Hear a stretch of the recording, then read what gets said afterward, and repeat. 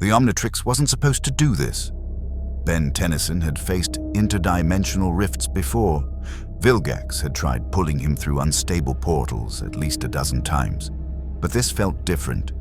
The device on his wrist screamed warnings in Galvan script he could barely read through the blinding green energy crackling across his vision. One moment, he'd been mid-transformation into Humungousaur to stop Vilgax's latest doomsday weapon. The next, reality itself tore open like wet paper and yanked him sideways through dimensions that human minds weren't meant to perceive. When Ben crashed into Earth, or at least an Earth, he was still 4 arms. The Tetraman transformation absorbed most of the impact, 4 muscular red arms instinctively protecting his head as he cratered into asphalt. Car alarms shrieked in harmony across what looked like a major city intersection.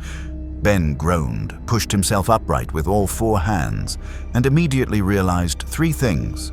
First, he was standing in a massive crater surrounded by honking taxis and screaming pedestrians.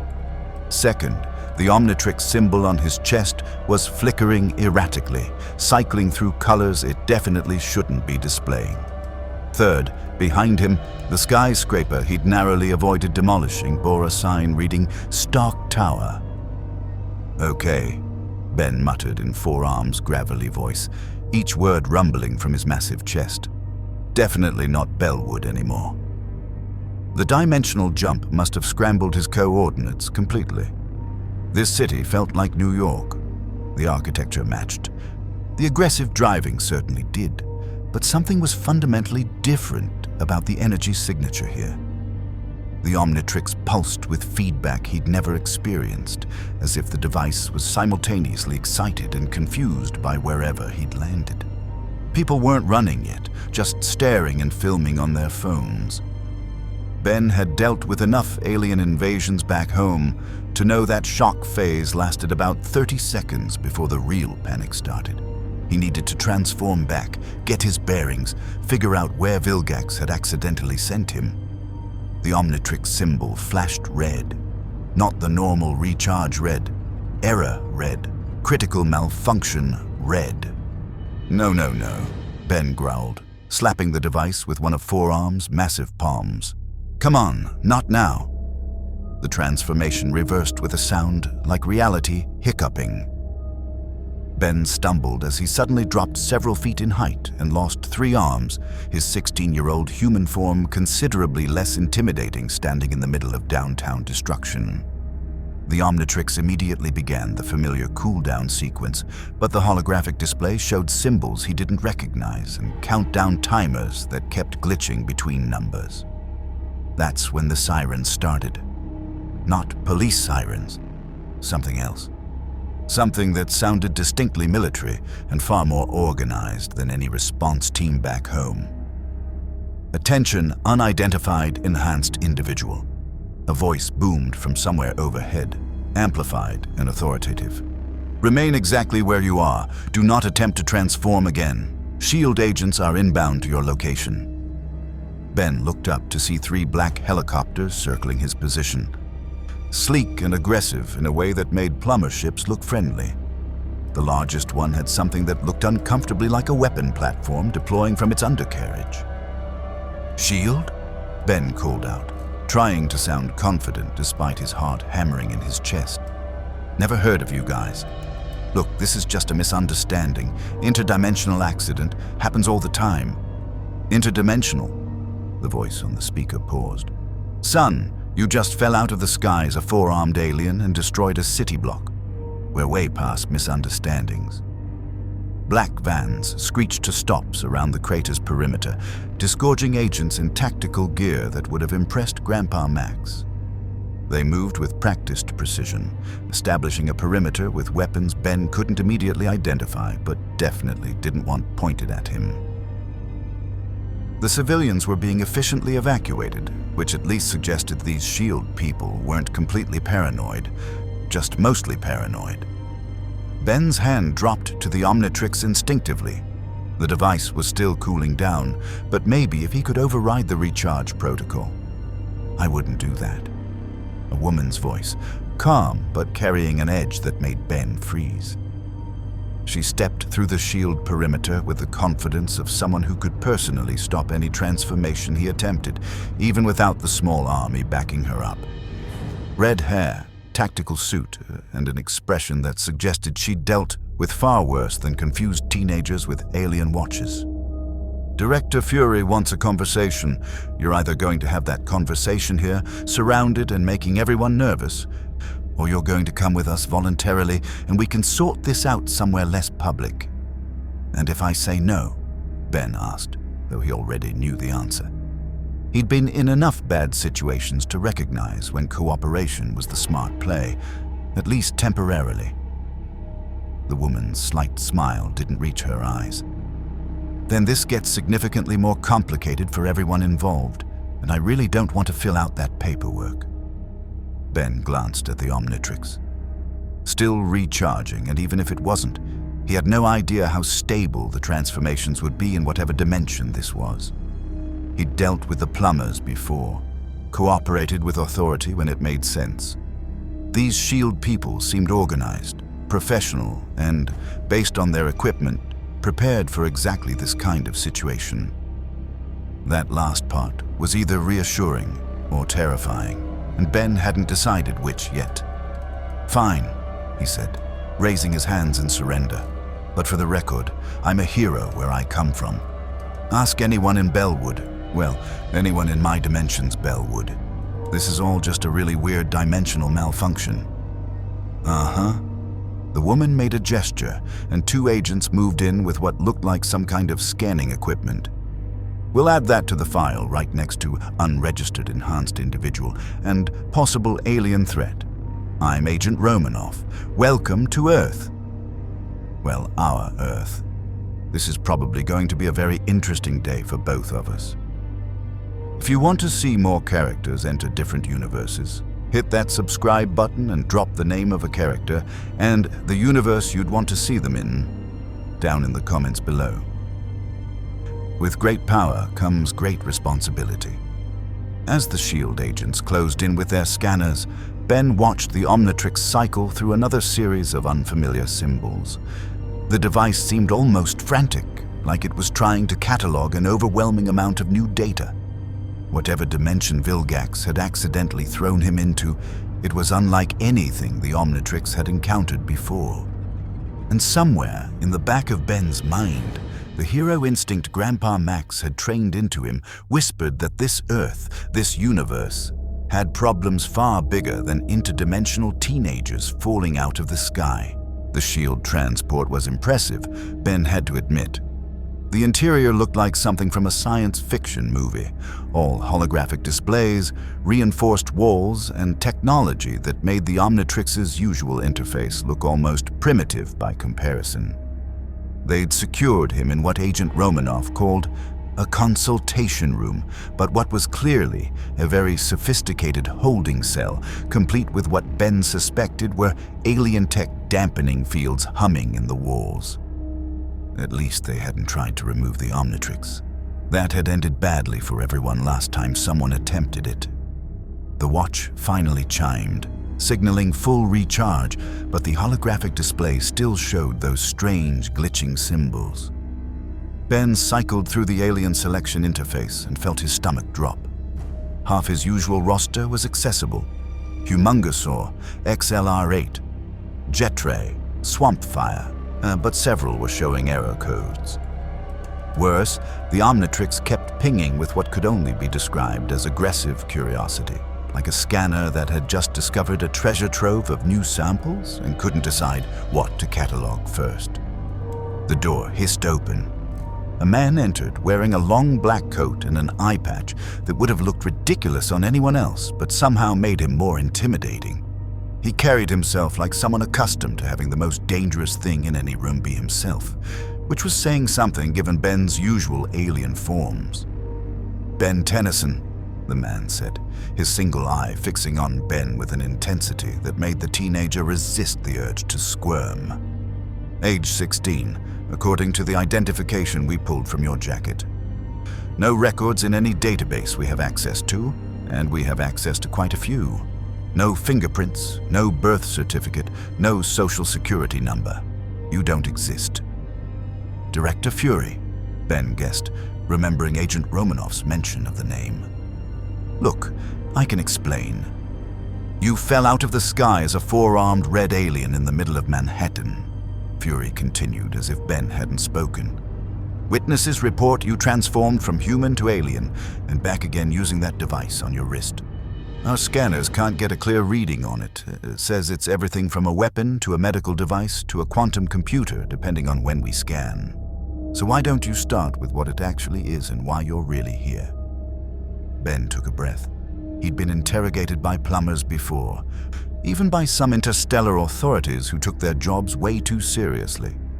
The key was honesty. Well, mostly honesty, and demonstrating he wasn't a threat. The Omnitrix, Ben said, holding up his wrist to show the device. It contains the DNA of different alien species and lets me transform into them. Where I'm from, I use it to help people. Stop bad guys, prevent invasions, the usual hero stuff. I was fighting someone called Vilgax when his weapon destabilized a dimensional portal. It pulled me through into your universe. Fury's expression didn't change. Your universe? Yeah.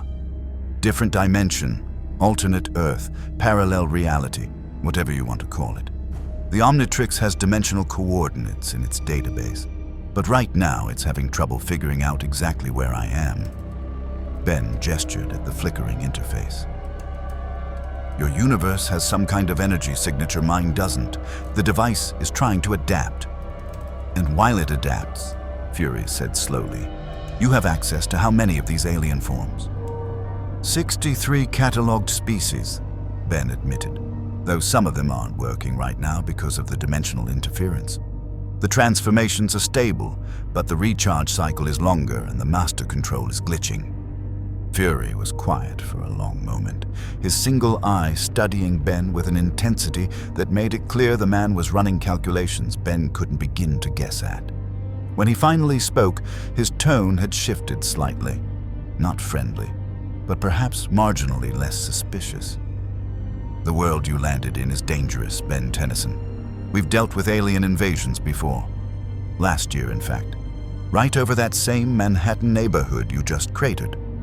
We have enhanced individuals, some of whom could level cities if they wanted to.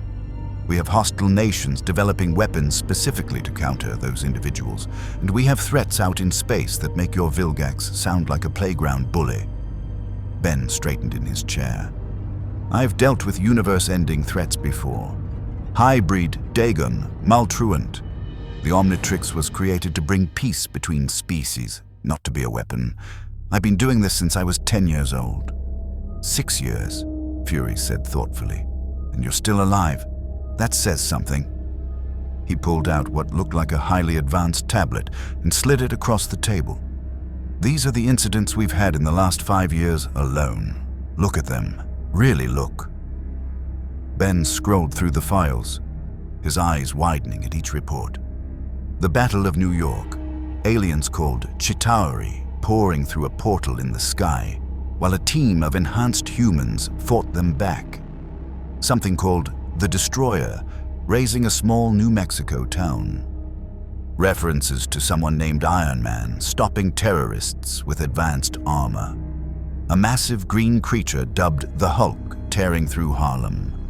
And those were just the public incidents. The classified files hinted at much worse. This universe, Ben said quietly, has a lot of heroes. And a lot of threats that require them, Fury agreed. Which brings us to you.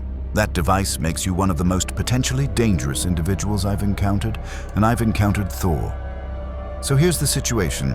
You cooperate, we figure out how to get you home, and maybe, we can trust that you're who you say you are.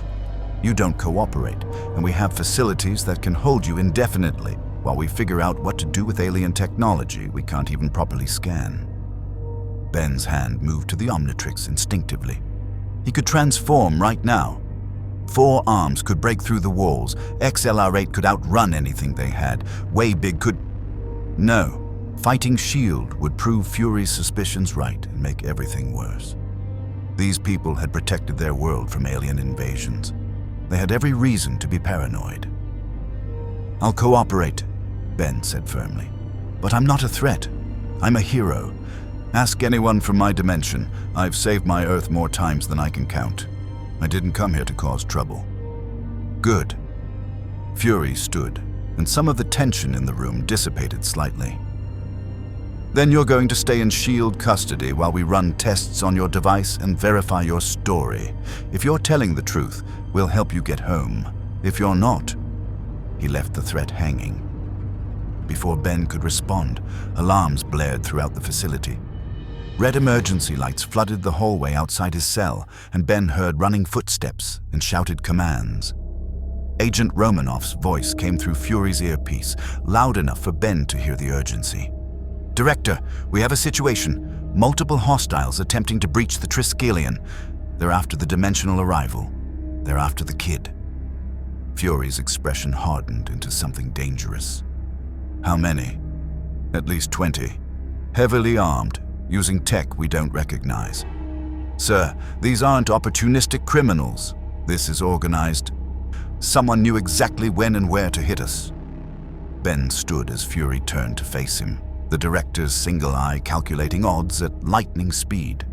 Whatever test of trust they'd been about to embark on had just been dramatically accelerated. "Looks like someone else is very interested in you and that watch," Fury said. "Question is, are you going to sit in this cell while we handle it? Or are you going to prove you're actually a hero?" Ben's hand was already on the Omnitrix, scrolling through available transformations. "I'm not letting people get hurt because of me. What are we dealing with? Unknown hostiles with advanced weaponry attempting a raid on the most secure facility in the United States," Fury replied, already moving toward the door. "Welcome to Earth, Ben Tennyson. Consider this your audition. The Triskelion security systems were impressive," Ben had to admit, even while watching them systematically fail. Through the reinforced window of his cell, he could see SHIELD agents taking defensive positions as explosions rocked distant sections of the massive building. Whatever was attacking knew exactly how to disable the facility's defenses, floor by floor. Fury barked orders into his comm, while Agent Romanoff worked to override the cell's security locks. "Romanoff, talk to me. Who are we dealing with?" "Marking as advanced idea mechanics based on weapon signatures," Romanoff replied, her fingers flying across the control panel. "But the coordination is military grade.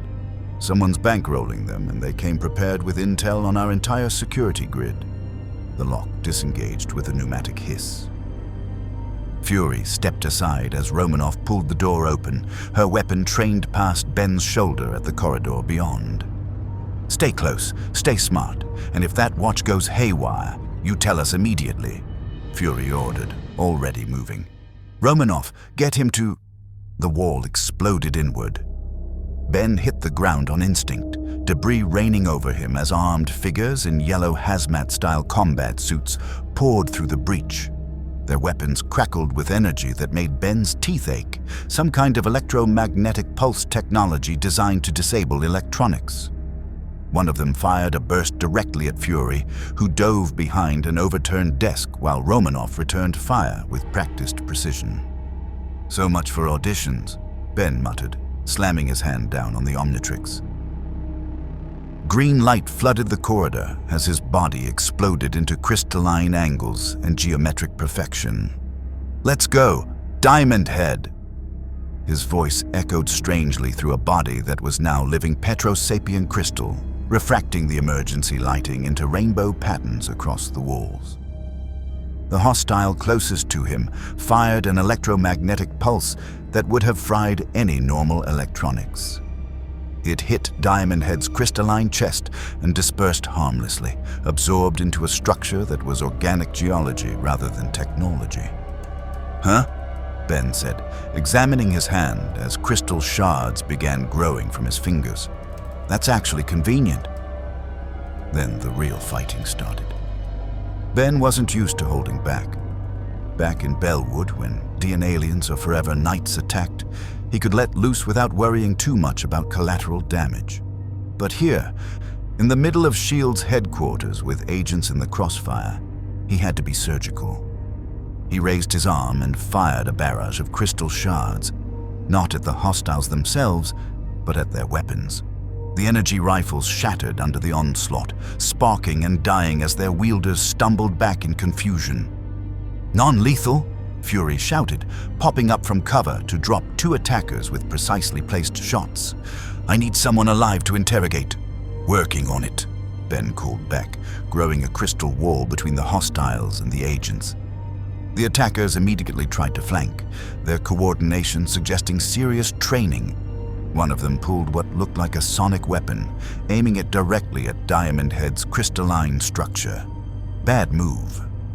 The sonic blast hit Ben's chest and immediately reflected back at a chaotic angle, the frequency bouncing between crystal facets before catching the attacker in the chest. He went down hard, his weapon clattering across the floor.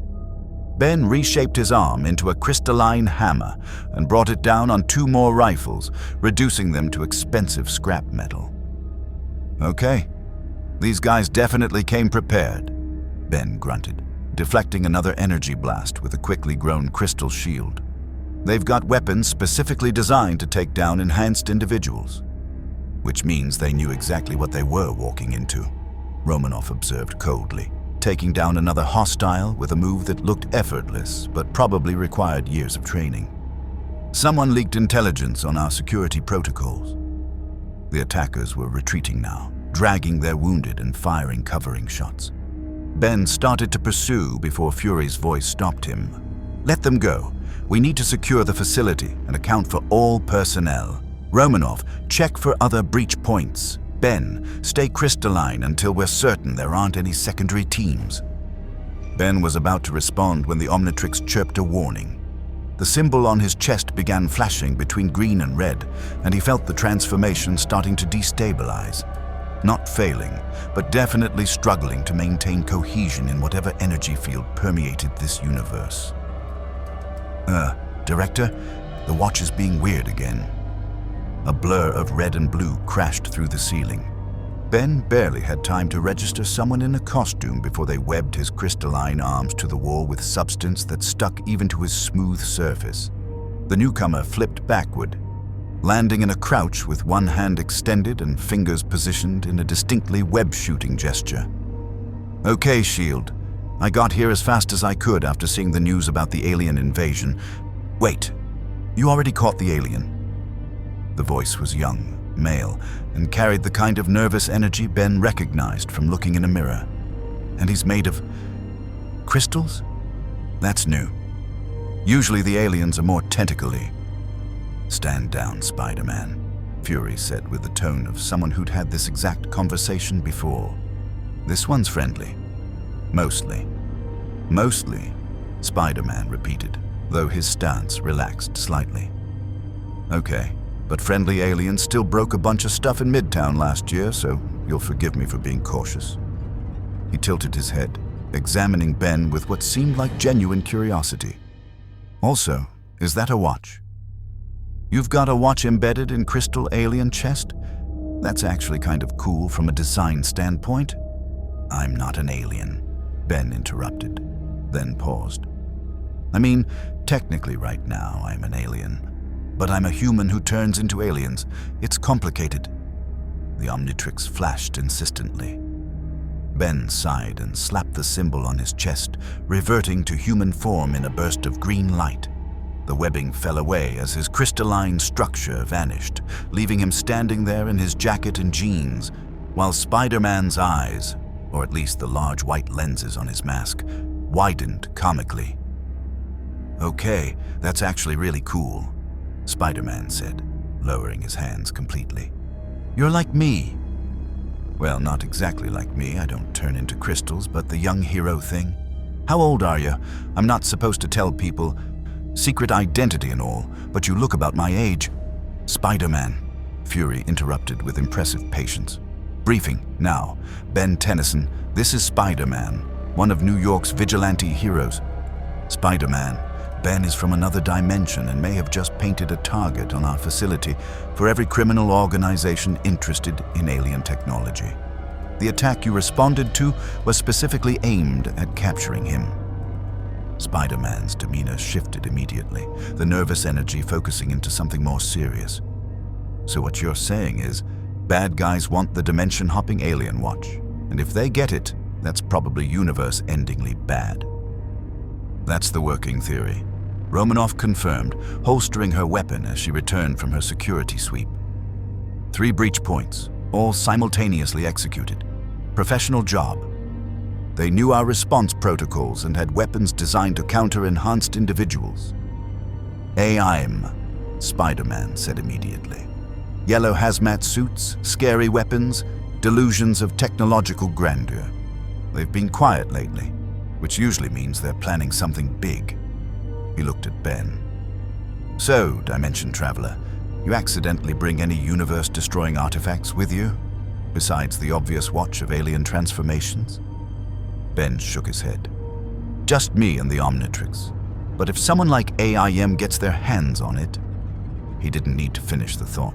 The Omnitrix contained the genetic codes of species that could level civilizations.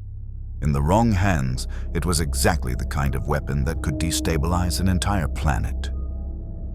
Then we make sure they don't, Fury said with finality. Romanoff, coordinate with Hill on facility lockdown. Spider-Man, you're on escort duty. Ben, you're about to get a crash course in how we do things in this universe. As alarms continued to sound throughout, the Triskelion and S.H.I.E.L.D. agents rushed to secure the building. Ben caught Spider-Man looking at him with what seemed like barely contained excitement despite the serious situation. "Sir," Spider-Man said as they followed Fury through the damaged corridors. "What's it like having 63 different alien forms? Can you fly? Shoot lasers? Turn invisible? Oh man, please tell me one of them turns invisible. That would be so useful." Despite everything, the attack, the dimensional displacement, the uncertain future, Ben found himself grinning. For the first time since crashing into this universe, he was talking to someone who actually understood what it was like to be a young hero trying to do the right thing. "I've got all of those," Ben replied. "Plus super speed, super strength, a couple that manipulate time, one that's basically living fire. Okay, that's just showing off." Maybe this universe wasn't so different from his own after all. The conference room was designed to intimidate. Ben could tell because he'd been in enough official buildings to recognize the architecture of authority. High ceilings, reinforced walls, a massive table that screamed, "Important decisions happen here," and technology that probably cost more than his dad's entire car. What really sold it, though, was the collection of people sitting around that table, each one looking capable of personally ending him if they decided he was a threat. "You've got to be kidding me," Ben muttered as Fury led him into what was apparently an emergency Avengers briefing. The man in the stars and stripes suit, Captain America, even Ben recognized him from the history files, looked up from a holographic display showing the Triskelion's damaged sections. His expression was evaluating but not hostile. The kind of look that probably came from deciding who to trust on a battlefield. "Director Fury," Captain America said, his voice carrying the same old-fashioned authority Ben had heard in World War II documentaries. "This is the dimensional arrival. Ben Tennyson, meet Steve Rogers," Fury said, gesturing around the table. "Natasha Romanoff you've met. Tony Stark, Dr. Bruce Banner, Thor Odinson, Clint Barton, Earth's mightiest heroes, or at least the ones I could assemble on short notice." Tony Stark, Iron Man, the files had called him, was staring at the Omnitrix with a kind of intense focus that made Ben instinctively want to hide his wrist. The man wore what looked like a Black Sabbath t-shirt under an expensive jacket, somehow making casual look calculated. "Jarvis, are you getting any of this?" "The device continues to resist all scanning attempts, sir," a disembodied British voice replied from the room's speakers. "The technology appears to function on principles inconsistent with known physics." "Impossible," Stark said, though his tone suggested he was intrigued rather than dismissive. "Nothing resists Jarvis. Kid, what's the power source on that thing? Arc reactor? Tesseract adjacent?" Don't tell me it's some kind of perpetual motion nonsense, because that would violate... Tony, Captain Rogers interrupted with practiced patience. Maybe we focus on the immediate threat before reverse engineering our guest's equipment. The immediate threat being that AIM just launched a coordinated assault on the Triskelion to capture an interdimensional teenager and his alien technology. The woman at the far end, Agent Romanoff, in less tactical gear but somehow more intimidating, summarized crisply. They had inside intelligence on our security protocols and came equipped with weapons designed to counter enhanced individuals. The massive blonde man Ben had identified as Thor leaned forward, his presence somehow filling more space than his physical body occupied. And you are certain this device is not of Asgardian origin. It bears resemblance to certain artifacts we have encountered in the 9 realms. It's from my dimension, Ben said, trying to keep his voice steady under the weight of all that attention.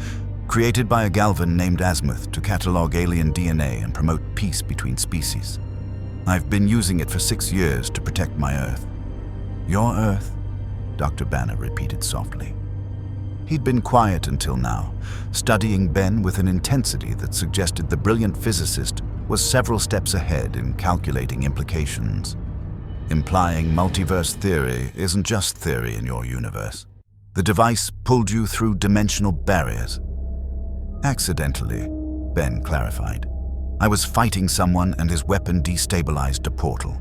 The Omnitrix tried to protect me and ended up pulling me into your universe instead. He held up his wrist, showing the still glitching interface. It's having trouble adapting to whatever energy signature your dimension has. The transformations work, but everything's slightly off. Stark was suddenly standing, crossing to Ben's side of the table with the kind of focused energy that probably powered his entire company. May I? He gestured at the Omnitrix, and when Ben nodded cautiously, pulled out what looked like a highly advanced scanner. Jarvis, full spectrum analysis. I want everything, quantum signatures, energy fluctuations, material composition if you can get it. Sir, the device is actively resisting analysis. However, I'm detecting unusual energy patterns consistent with biological data storage and quantum-level transformation matrices. It's essentially a DNA database, Ben explained as Stark continued scanning. 63 alien species, each with unique abilities. I transform into them by selecting the species and activating the sequence. Show us, Captain Rogers said. It wasn't a request exactly, but it wasn't quite an order either. If you're comfortable doing so. We need to understand what we're potentially protecting from organizations like AIM. Ben glanced around the table. They were all watching him. Even Thor, who probably dealt with actual gods and monsters, looked curious. Spider-Man gave him an encouraging thumbs up from where he'd been relegated to standing along the wall. Sure, Ben said, scrolling through his available aliens. But keep in mind, some of my heavier hitters aren't accessible right now because of the dimensional interference. I'll go with something simple. He selected XLR8 and slammed his palm down on the faceplate. The transformation happened in a heartbeat. One moment he was human, the next he was a velociraptor-like alien in black and blue with wheels for feet and a face protected by what looked like welding goggles. Before anyone could react, Ben accelerated. The world blurred. He circled the conference table 3 times, snagged Stark's coffee cup from his hand, and placed it on the opposite side of the room, plucked what looked like an arrow from Barton's quiver and left it balanced on Thor's shoulder, and returned to his original position. The entire sequence took perhaps 2 seconds from an outside observer's perspective. Speed, Ben explained, his voice slightly digitized through XLR8's unique vocal structure. XLR8 can hit about 500 miles per hour, react in microseconds, and run on pretty much any surface. He's great for reconnaissance, rescue, and getting somewhere really fast. Holy... Stark's hand grabbed at empty air where his coffee had been, then spotted it across the room. Jarvis, did you catch that? Indeed, sir. The transformation occurred in approximately 0.3 seconds, accompanied by a burst of energy that momentarily overwhelmed my senses. Subsequent acceleration achieved 483 miles per hour within the confines of this room. "That's incredible," Dr. Banner said, standing now and approaching with the careful curiosity of a scientist who genuinely wanted to understand. The biomass alteration alone should require enormous energy input, not to mention the structural changes to support that kind of velocity. "May I ask, do you retain your consciousness throughout? Full cognitive function?" "Yeah, it's still me," Ben confirmed. "The alien instincts are there. Like right now, I have this urge to just keep moving, but I'm in control. The Omnitrix doesn't override my personality or decision-making." Ben tapped the symbol on XLR8's chest and reverted to human form. The Avengers were quiet for a moment, processing what they'd just witnessed. 62 more of those, Barton finally said from his position along the wall, some of which are presumably much more dangerous than really fast dinosaur. "Way Big is about 60 feet tall and shoots cosmic rays," Ben offered. "Heat Blast is living fire. Ghost Freak can phase through walls and possess people. NRG is contained nuclear radiation, and those are just the ones I can access right now." "Which is exactly why AI wants it," Fury said, bringing the discussion back to business. "That device is a weapon of mass destruction in the wrong hands. The question is, what do we do about it?" The silence that followed was heavy with calculation. These were people used to dealing with threats, Ben realized. They were trying to decide if he was an asset or a problem that needed containment. "We protect him," Captain Rogers said finally. And somehow when he said it, it sounded like simple fact rather than suggestion. "He's a kid who got pulled out of his dimension while trying to help people. That makes him our responsibility, at least until we can figure out how to get him home." "Agreed," Thor rumbled. "The boy wields great power, yet shows wisdom in its use. Such heroism should be recognized, not imprisoned." "I'm not suggesting imprisonment," Stark interjected. "I'm suggesting we figure out what's making that watch glitch before something goes catastrophically wrong. That dimensional interference you mentioned, that's your device trying to adapt to a universe where the Tesseract exists, where gamma radiation creates the Hulk, where magic is quantifiable science we haven't figured out yet. It's trying to scan everything at once." Ben looked down at the Omnitrix, watching it cycle through those strange symbols. "You're saying it wants to collect samples from your universe?" "I'm saying it's already collecting samples," Stark corrected. "Passively maybe, but those energy readings Jarvis detected, that's your watch analyzing every enhanced individual it encounters. It's trying to add to its database." "Which means," Dr. Banner said slowly, his eyes meeting Ben's with sudden understanding, "that every time you encounter someone powered or alien or enhanced in our universe, the Omnitrix is cataloging them, building a library of our universe's genetic diversity." The implications hit Ben like a physical weight. If the Omnitrix was scanning enhanced individuals, and if AI or someone worse got their hands on it, "They wouldn't just get my aliens," Ben said quietly. "They'd get yours too. They'd get samples of every hero, every enhanced individual the Omnitrix has encountered since I arrived." "Now you're getting it," Fury said grimly. "That device just became the most valuable prize in the world for every organization interested in replicating enhanced abilities." Captain Rogers stood, his presence somehow commanding the room without effort. "Then we keep Ben safe, we help him get home, and we make sure no one gets their hands on that technology. Simple." "Simple," Stark repeated with a laugh that held no humor. "Sure. Protect the interdimensional teenager with the all-powerful alien watch from every villain organization on the planet while figuring out multiversal transportation. That's definitely simple." But despite the sarcasm, Ben could see the inventor was already calculating solutions. They all were. These heroes who'd faced alien invasions and god-level threats were already adapting, already planning how to handle this new variable in their universe. Ben had faced universe-ending threats before. He'd saved his Earth more times than he could count, usually with only his aliens and his wits to rely on. But looking around this table at Earth's mightiest heroes, he realized that maybe, just maybe, he didn't have to face this particular crisis alone. "So what's the plan?" Ben asked. Fury's smile was all sharp edges. "We make sure every villain in this universe learns a very important lesson. You don't mess with Earth's heroes. Any of them." The safe house was in Brooklyn, 3 stories of renovated brownstone that looked completely unremarkable from the outside, but contained enough security technology to rival the Triskelion. Stark had insisted on the location after the attack. Somewhere off the grid, protected by systems even S.H.I.E.L.D. didn't have full access to, and close enough to Avengers Tower for rapid response if needed. Ben stood in what Tony called the Integration Room. Basically a high-tech workshop where the genius inventor had set up an intimidating array of scanning equipment around a central platform.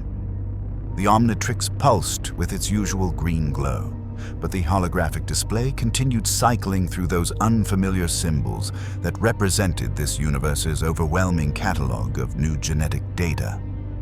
"Okay, so here's the situation," Stark said, manipulating holographic displays that showed the Omnitrix's energy signature alongside dozens of other readings Ben didn't recognize. "Your watch is basically having an existential crisis. It's designed to catalog alien species from your dimension, but now it's in a universe with a completely different genetic baseline. The Tesseract's ambient radiation alone is probably making it confused. Then add mutants, enhanced individuals, as guardians, whatever the hell Banner becomes when he's angry. I prefer gamma-enhanced human." Dr. Banner interjected mildly from his position near one of the scanning arrays.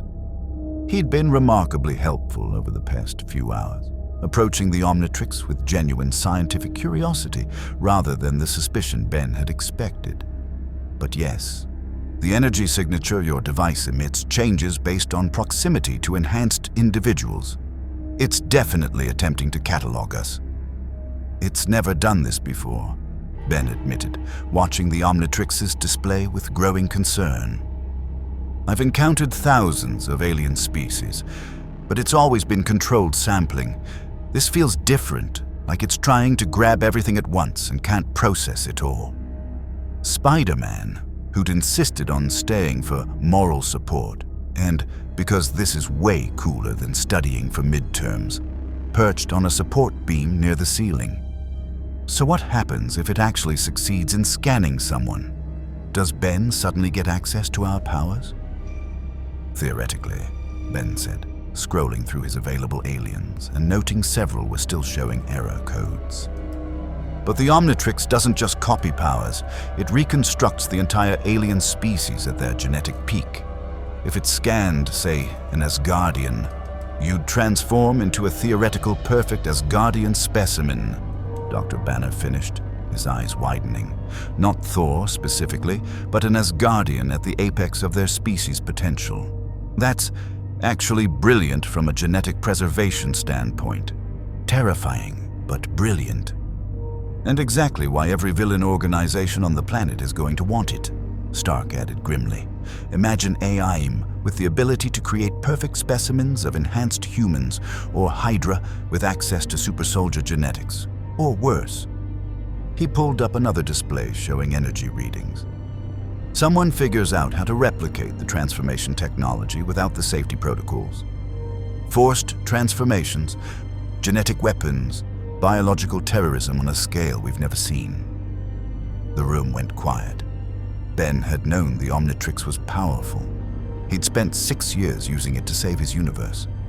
But hearing it broken down in these terms made the weight of responsibility feel heavier than ever. "Which is why we're implementing safeguards," Captain Rogers said, entering the room with Agent Romanoff. They'd been coordinating with S.H.I.E.L.D. on tracking AIM's movements after the Triskelion attack. "Stark, please tell me you have good news." "I have news," Stark replied. "Whether it's good depends on your definition. The Omnitrix is currently locked to Ben's DNA. Can't be removed without killing him based on the scans. But the passive scanning function? That's automatic. The device is constantly collecting data on everything around it. Can we disable that function? Romanoff asked, moving to examine the holographic displays with professional efficiency. Already tried, Dr. Banner said, pulling up another set of readings. The Omnitrix's AI. Yes, it has an AI apparently. Interpreted any attempt to disable scanning functions as a potential threat to its primary mission of species preservation. It nearly activated a defensive protocol before Ben convinced it to stand down. The Omnitrix gets protective, Ben explained sheepishly. Asmuth built it to be basically indestructible and to protect the wearer at all costs.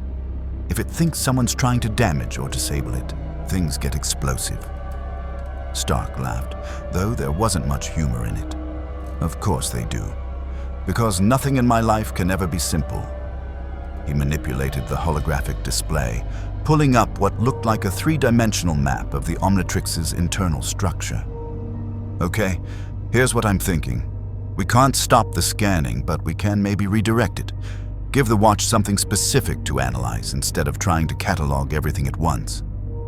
Like a buffer, Spider-Man suggested, dropping from his perch to get a closer look at the displays. Feed it controlled data so it's not overwhelming itself trying to scan every enhanced person in New York. Exactly. Stark pointed at several energy nodes in the Omnitrix's structure. We create a filtering system. The watch still scans, but instead of trying to process everything immediately, it cues the data. Gives Ben time to manually approve or deny any new genetic samples. Would that work? Captain Rogers asked, looking at Ben. It's your decision, ultimately. This is your technology. Ben studied the holographic representation of the Omnitrix, thinking about what Asmuth would say. The creator of the Ultimatrix had always insisted the device was a tool for peace, for understanding between species. But he'd also built in safeguards, protocols to prevent misuse. Let's try it, Ben decided, but slowly. I don't want to trigger any defensive protocols, and I definitely don't want to accidentally lock myself into a transformation I can't reverse, because we messed with the wrong setting. Cautious, Romanoff observed with a slight nod of approval. Good instinct. Stark, how long will this take? Give me 3 hours and full access to Banner's expertise, Stark said, already pulling up coding interfaces that looked nothing like any programming language Ben had ever seen. We'll treat the Omnitrix like a particularly stubborn piece of alien software and convince it to play nice with Earth's enhanced community. As Stark and Banner began working, Ben found himself wandering to the window. Brooklyn stretched out below, afternoon sun painting the buildings in shades of gold and amber. Somewhere out there, AIM was regrouping. Somewhere out there, other organizations were probably learning about the dimensional arrival with the alien technology. And somewhere, in another dimension entirely, his Earth was continuing without him. Probably with Vilgax still causing trouble and the plumbers wondering where Ben Tennyson had disappeared to. Hey, Spider-Man said, appearing beside him with that unnerving habit of moving silently despite his talkativeness. You okay? I know that look. That's the I'm responsible for everything and everyone and carrying the weight of the universe. Look, trust me, I'm familiar with it. How do you do it? Ben asked quietly. In my universe, I'm usually the guy with the most firepower. When things go wrong, I can just transform into something big and strong and fix it. But here, he gestured at the workshop where two geniuses were casually discussing quantum mechanics while recalibrating alien technology. Here I'm surrounded by people who've saved the world without any watch at all. Captain America fought in World War II with just a shield. You swing around fighting crime with just webs and acrobatics. How do you deal with knowing that sometimes your powers aren't enough? Spider-Man was quiet for a moment, and when he spoke, his voice had lost some of its usual nervous energy. Someone once told me that with great power comes great responsibility.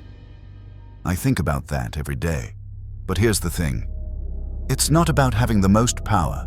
It's about doing the right thing with whatever power you have. You've got a watch that transforms you into 63 aliens. Great. I've got sticky hands and danger sense. Stark's got genius-level intellect and billions of dollars. Cap's got super soldier serum and a shield. We all use what we have to help people. And when what you have isn't enough, then you find people who can help. Spider-Man said simply. The Avengers exist because no single hero can handle everything. Even Thor, who's literally a god, works with a team. You don't have to carry everything alone, Ben. That's kind of the point. Before Ben could respond, the Omnitrix suddenly chimed an urgent warning. The display flashed red, and text scrolled across the holographic interface, still partially in that unfamiliar script, but recognizable enough to make Ben's stomach drop. "Dr. Banner, Mr. Stark," Ben called out, rushing back to the scanning platform. "Something's wrong." The scientists abandoned their coding work, converging on the platform as the Omnitrix's display showed what looked like a proximity alert. "Dr. Force." Banner's expression shifted from curiosity to concern as he read the energy signature. "That's Tesseract radiation," Banner said slowly. "Or at least something with a similar quantum signature. The Omnitrix is detecting Infinity Stone energy nearby." "How nearby?" Captain Rogers demanded, already moving toward the weapons locker. "Close," Stark said, his holographic displays shifting to show building-wide security feeds. "Jarvis, full sweep." "What am I missing?" "Sir, I'm detecting an energy signature approximately 2 blocks from your current location. The signature is consistent with advanced technological sources attempting to mask their presence. I'm reading multiple heat signatures converging on this location." "They found us," Romanoff said, her weapon already drawn. "How?" "This location is supposed to be off every grid." "They didn't track the location," Ben realized with growing horror. "They tracked the Omnitrix. When it started scanning for Infinity Stone energy, it probably created a detectable signature. Someone was waiting for exactly that. And now they're making their move," Captain Rogers confirmed, his shield already on his arm. "Stark, Banner, defensive positions. Spider-Man, get to high ground. Natasha, with me." "Ben, I know," Ben said, his hand already on the Omnitrix. The device pulsed with that strange energy, still processing its overwhelming catalog of new data, still adapting to this universe's complex genetic landscape. "Time to prove I belong here." Through the windows, Ben could see figures moving in the street below. More yellow hazmat suits. AIM had returned with reinforcements. But there was something else moving with them, something that set off every instinct Ben had developed over 6 years of hero work. The Omnitrix's display suddenly locked onto a new signature, and for a moment, Ben saw a preview of what the device had detected. Energy readings that matched neither human nor any alien species in its database. Something powerful, something ancient, and something that the watch desperately wanted to catalog, even as it warned of extreme danger. "They brought something bad," Ben said quietly. "Something really bad." "Then we stop them," Captain Rogers said with absolute certainty. "Together." The Omnitrix glowed green, ready for transformation. Outside, forces were gathering that wanted to tear the device from Ben's wrist and use it as a weapon. But inside this Brooklyn safe house, Earth's heroes were preparing to show exactly why that would be the last mistake AIM ever made. Ben scrolled through his available aliens, considering his options. The Omnitrix was still adapting, still processing, still learning this universe's rules. But that was okay. He'd been in impossible situations before, had faced threats that seemed overwhelming at the time. The difference was, this time he wasn't alone. "It's hero time," Ben said, and slammed his palm down on the Omnitrix's faceplate. The transformation into Humungousaur happened just as the safe house's windows exploded inward. Ben's body expanded rapidly, 10 feet, 15, 20, his mass multiplying as dinosaurian muscle and armored hide replaced human flesh. The ceiling groaned under his suddenly massive frame, support beams creaking as a 12-ton Vaxasaurian stood where a teenager had been seconds before. "Little cramped in here." Ben's voice rumbled through Humungousaur's thick vocal cords as he instinctively caught a collapsing section of ceiling before it could crush Spider-Man. "Might want to take this outside." "Good idea." Stark's voice crackled through the room's speakers as repulsor fire lit up the building's exterior. He'd already suited up, the Iron Man armor forming around him in that liquid metal way that still looked like science fiction even to someone who regularly turned into aliens. "Jarvis, structural integrity?" "The building will not withstand prolonged combat involving entities of this mass, sir." AIM soldiers poured through the breached defenses, their weapons crackling with that same electromagnetic pulse technology that had failed so spectacularly against Diamond Head. They learned quickly this time. Instead of firing directly at the heroes, they targeted the building's support structures. Explosions rocked the foundation as shaped charges detonated with surgical precision. "They're trying to bring it down on us," Romanoff observed with professional calm, even as she vaulted over falling debris to deliver a devastating kick to an AIM soldier's helmet. "Bury us or force us into the street where they have numbers.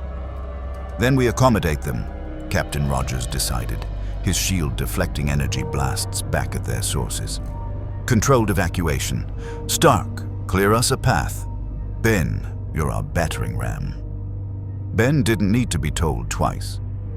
Humungousaur charged forward, his massive bulk shrugging off weapons fire that would have dropped a tank. He crashed through what remained of the front wall in an explosion of brick and mortar, emerging onto the Brooklyn street where at least 30 AIM soldiers had established a perimeter. They opened fire immediately.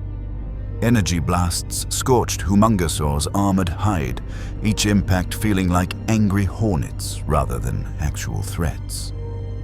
Ben swept his massive tail through a cluster of soldiers, sending them flying without seriously injuring them. He'd had enough practice over the years to know exactly how much force to use. His fist came down on an AIM weapons platform, crushing the technology into expensive scrap. Then he saw what they'd brought. The thing was 10 feet tall, roughly humanoid, but constructed from some kind of golden metal that looked organic despite its artificial nature. Energy pulsed through its body in patterns that made Ben's eyes hurt to track, and the Omnitrix symbol on Humungousaur's chest suddenly flared with urgent warnings. "Okay, that's new," Ben rumbled, backing up as the golden construct's eyes, if they were eyes, locked onto him with predatory focus. "That's an adapted destroyer," Thor's voice boomed as the Asgardian god descended from above, lightning crackling around Mjolnir. A pale imitation of Asgardian warcraft, but dangerous nonetheless.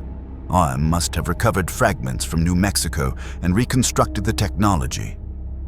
The destroyer thing moved with frightening speed for something so large. It closed the distance to Humungousaur in 3 ground-shaking strides and drove a fist into Ben's armored chest with enough force to crack concrete beneath his feet.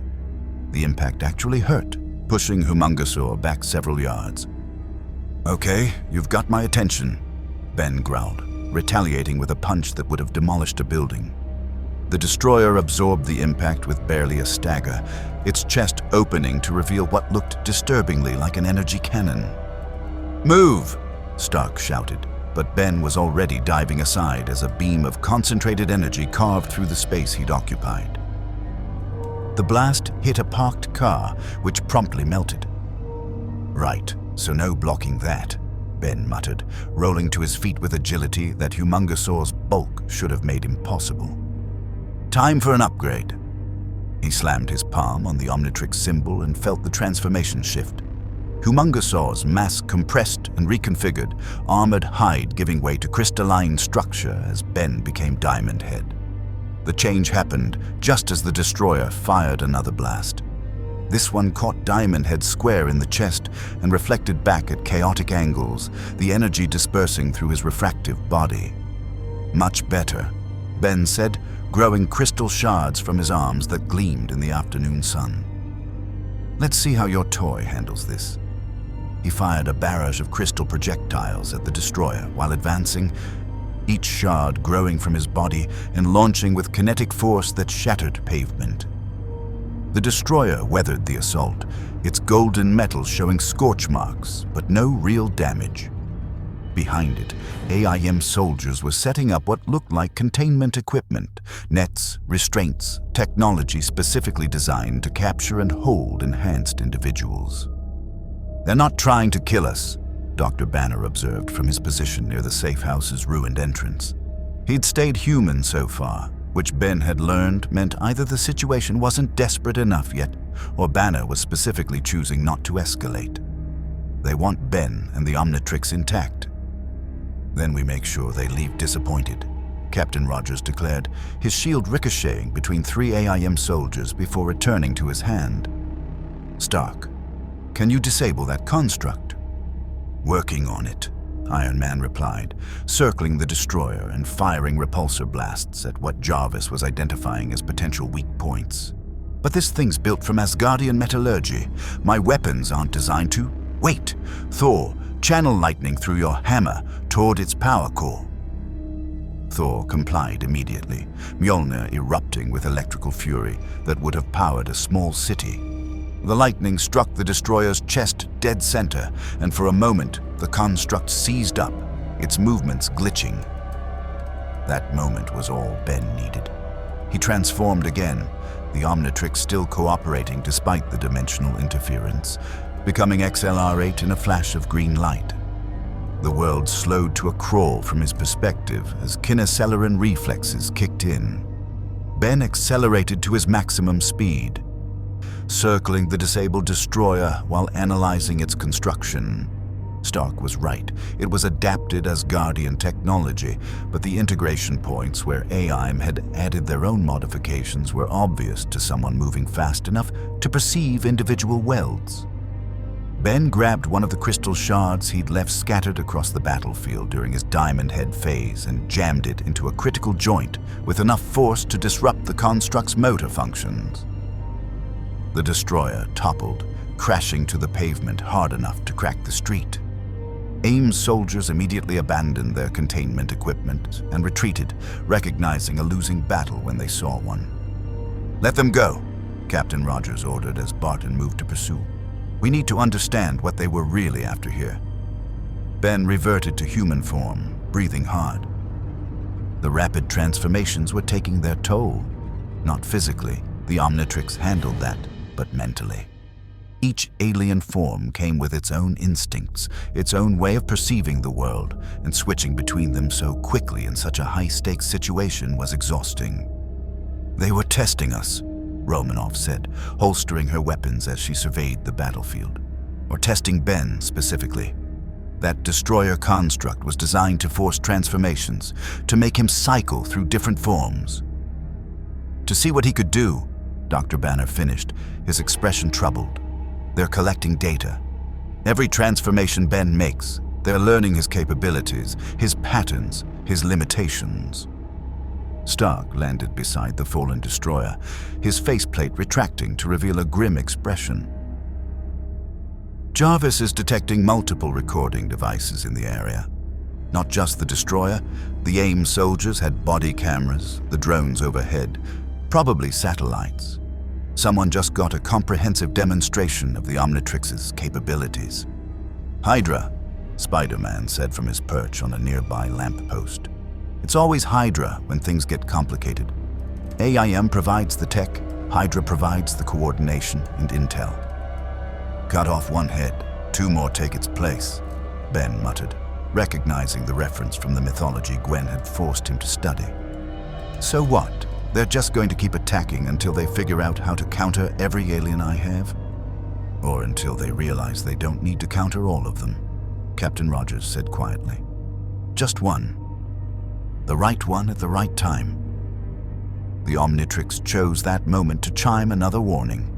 Ben looked down to see the display cycling frantically through symbols again, but this time with a new priority flag. The device had successfully catalogued something during the battle.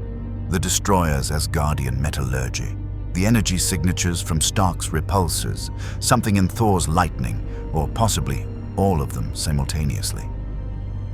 "It scanned something," Ben said, his stomach sinking as he read the partially translated interface. "During the fight, the Omnitrix collected new genetic data. I think it got samples from some of you." The Avengers exchanged glances. No one looked particularly happy about having their genetic information stored in alien technology, even if that technology was wielded by a 16-year-old hero trying to do the right thing. "Can you delete it?" Stark asked, his tone carefully neutral.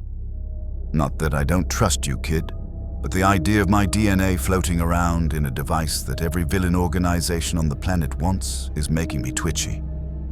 "I don't know," Ben admitted. "The Omnitrix has never let me delete species data before. Asmuth said once it's catalogued, it's preserved forever. That's the whole point. Genetic preservation of intelligent species." "Then we need to figure that out," Captain Rogers decided. "Back to the safe house, or what's left of it. Thor, can you secure the perimeter? Barton, Romanoff, sweep for any remaining surveillance tech. The rest of us are going to have a very serious conversation about information security and alien databases." As the heroes dispersed to their tasks, Ben stood in the middle of the ruined Brooklyn street and looked at the Omnitrix. The device pulsed with its familiar green glow, processing data it had never been designed to handle, adapting to a universe that broke its own rules every time someone with powers did something impossible. With great power comes great responsibility. Ben had heard that phrase before. Spider-Man had mentioned it during their brief conversation, but standing here in the aftermath of a battle that had pushed his abilities to their limits, the words carried new weight. He had power. The Omnitrix gave him power that could rival gods when used correctly.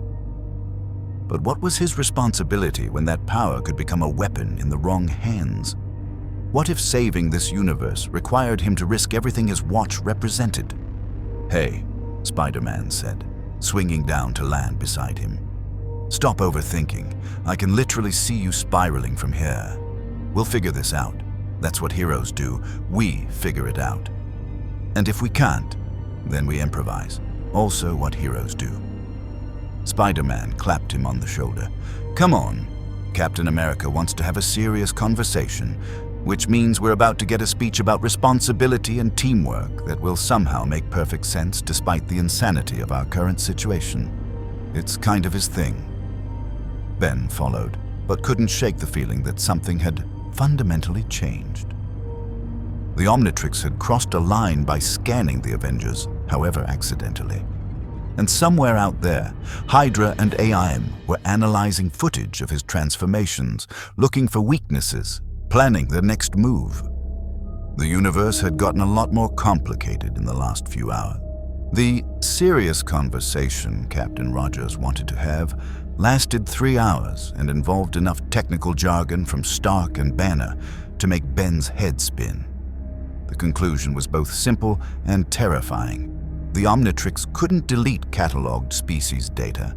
It was still passively scanning everything around it, and the filtering system Stark had designed was only partially functional because the device kept overriding it when it detected something it considered priority genetic material, which apparently included Asgardian biology, gamma radiation mutations, and whatever the arc reactor was doing to Stark's cellular structure. "So we're walking around with a genetic catalogue of Earth's heroes in training," Barton summarized with his usual dry humor. "That's not ominous at all. The Omnitrix won't let anyone access that data without Ben's authorization," Dr. Banner pointed out, though his expression suggested he wasn't entirely comfortable with that being the only safeguard. "The device is coded to his DNA, even if someone managed to remove it, which would kill me," Ben interjected. "Yes, which would kill him. The data would be encrypted and inaccessible. In theory." "In theory" is doing a lot of heavy lifting in that sentence, Romanoff observed. "Hydra has broken supposedly unbreakable encryption before. if they get physical access to the Omnitrix, even for a few minutes. She didn't need to finish. Everyone understood the implications. They'd relocated to Avengers Tower.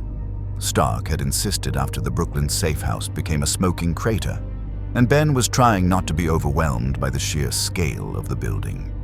His room alone was larger than his entire house back in Bellwood, with windows overlooking Manhattan and technology embedded in every surface. But luxury wasn't making the situation less stressful. "We need to test something," Stark said, pulling up yet another holographic display. "The Omnitrix scanned Thor during the battle, right?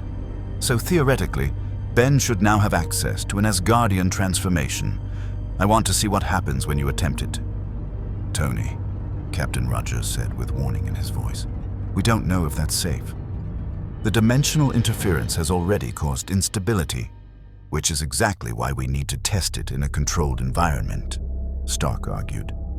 "Better to find out now what happens when Ben tries transforming into one of our enhanced individuals than discovering it mid-battle when something goes catastrophically wrong." Ben looked down at the Omnitrix, scrolling through the interface. Sure enough, there was a new symbol, partially corrupted by glitching code, but definitely representing something the watch hadn't contained before. The silhouette looked vaguely humanoid but larger, with what might have been a cape or wings. "I don't know if this is a good idea," Ben said slowly. "The Omnitrix is supposed to create perfect genetic specimens.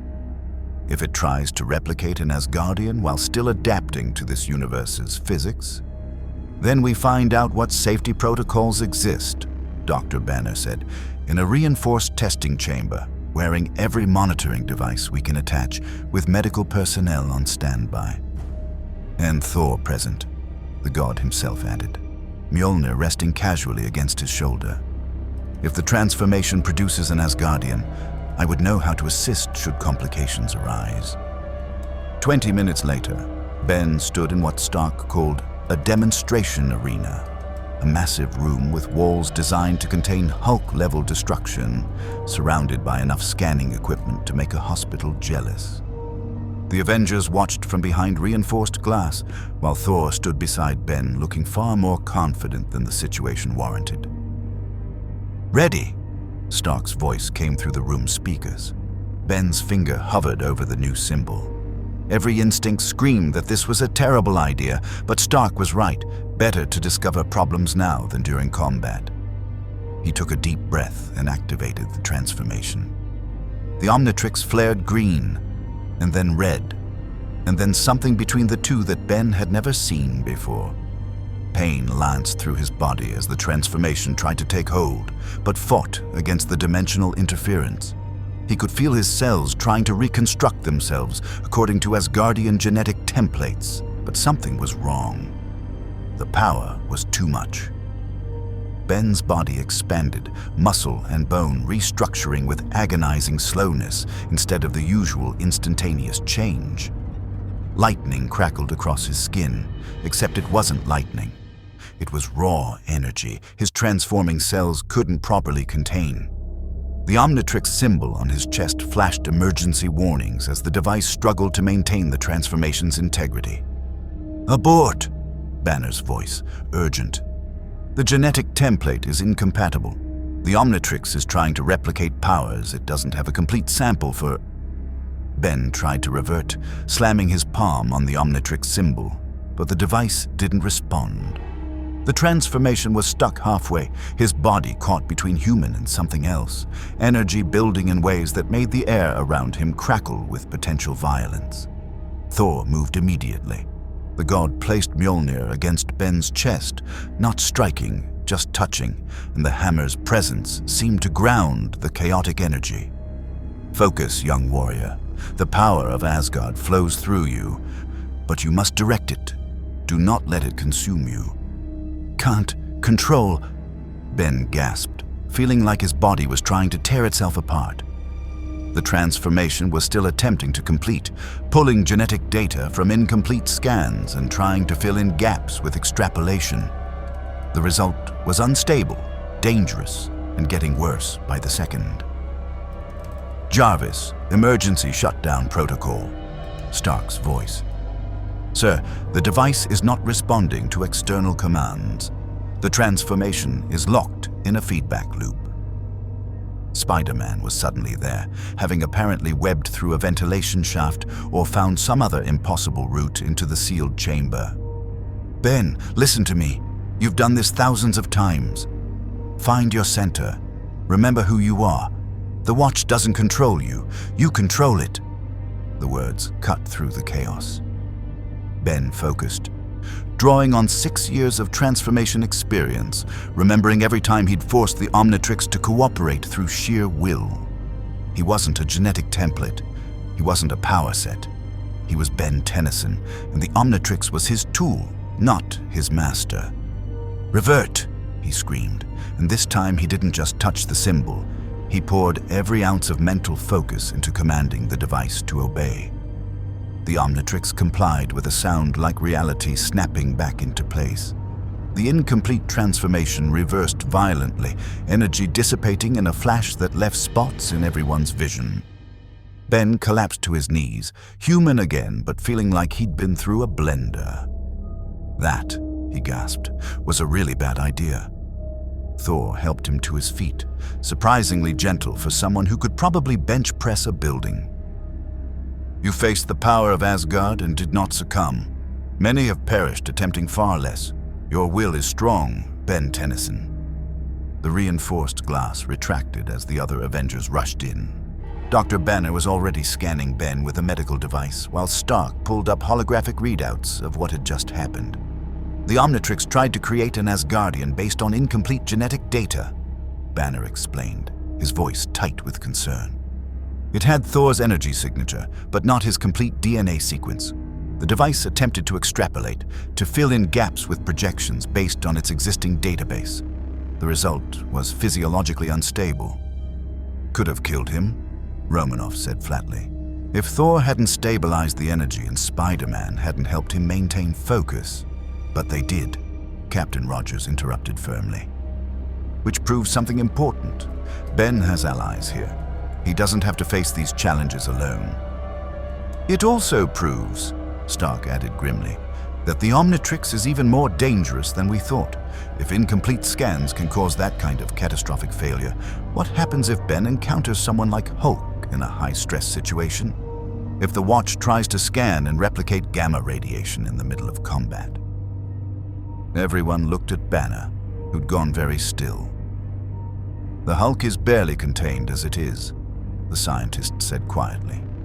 If the Omnitrix attempted to create a perfect gamma-enhanced specimen without understanding the psychological components, the anger management, the constant control required, he didn't finish, but he didn't need to. The implications were terrifying. So we establish protocols, Captain Rogers decided. Ben stays clear of enhanced individuals the Omnitrix hasn't fully scanned. We maintain distance during operations until the device stabilizes, and we absolutely do not attempt any more test transformations with incomplete data. Agreed, Ben said immediately, still feeling shaky from the near disaster. I'm adding that new symbol to the absolute do not use list until we figure out what went wrong. The Omnitrix pulsed and new text scrolled across its display. Ben read the partially translated message and felt his stomach sink further. It's apologizing, he said quietly. The Omnitrix is displaying an error message saying the transformation failed because it lacked sufficient genetic material to construct a stable Asgardian form. It wants to complete the scan properly. No, Thor said immediately. I mean no disrespect to your device's scientific mission, but the power of Asgard is not something to be catalogued and replicated casually. Such power requires centuries of training, divine heritage, and connection to forces beyond mortal understanding. The Omnitrix doesn't care about requirements, Ben said tiredly. It just sees genetic diversity and wants to preserve it. That's its core programming, catalog species, preserve their genetic legacy. In my universe, that worked fine. Here, with enhanced individuals and magic and cosmic radiation, it's turning into a liability. Stark manipulated his holographic displays, pulling up data from the failed transformation. We need to implement stricter controls. The filtering system I designed isn't enough. The Omnitrix keeps overriding it when it detects what it considers priority data. We need something more robust. Or, Spider-Man suggested hesitantly, we need to teach the Omnitrix the difference between passive scanning for catalog purposes and active scanning for transformation purposes. It's an AI, right? Can it learn? Everyone turned to look at him. Spider-Man shuffled awkwardly under the attention. What? I take programming classes.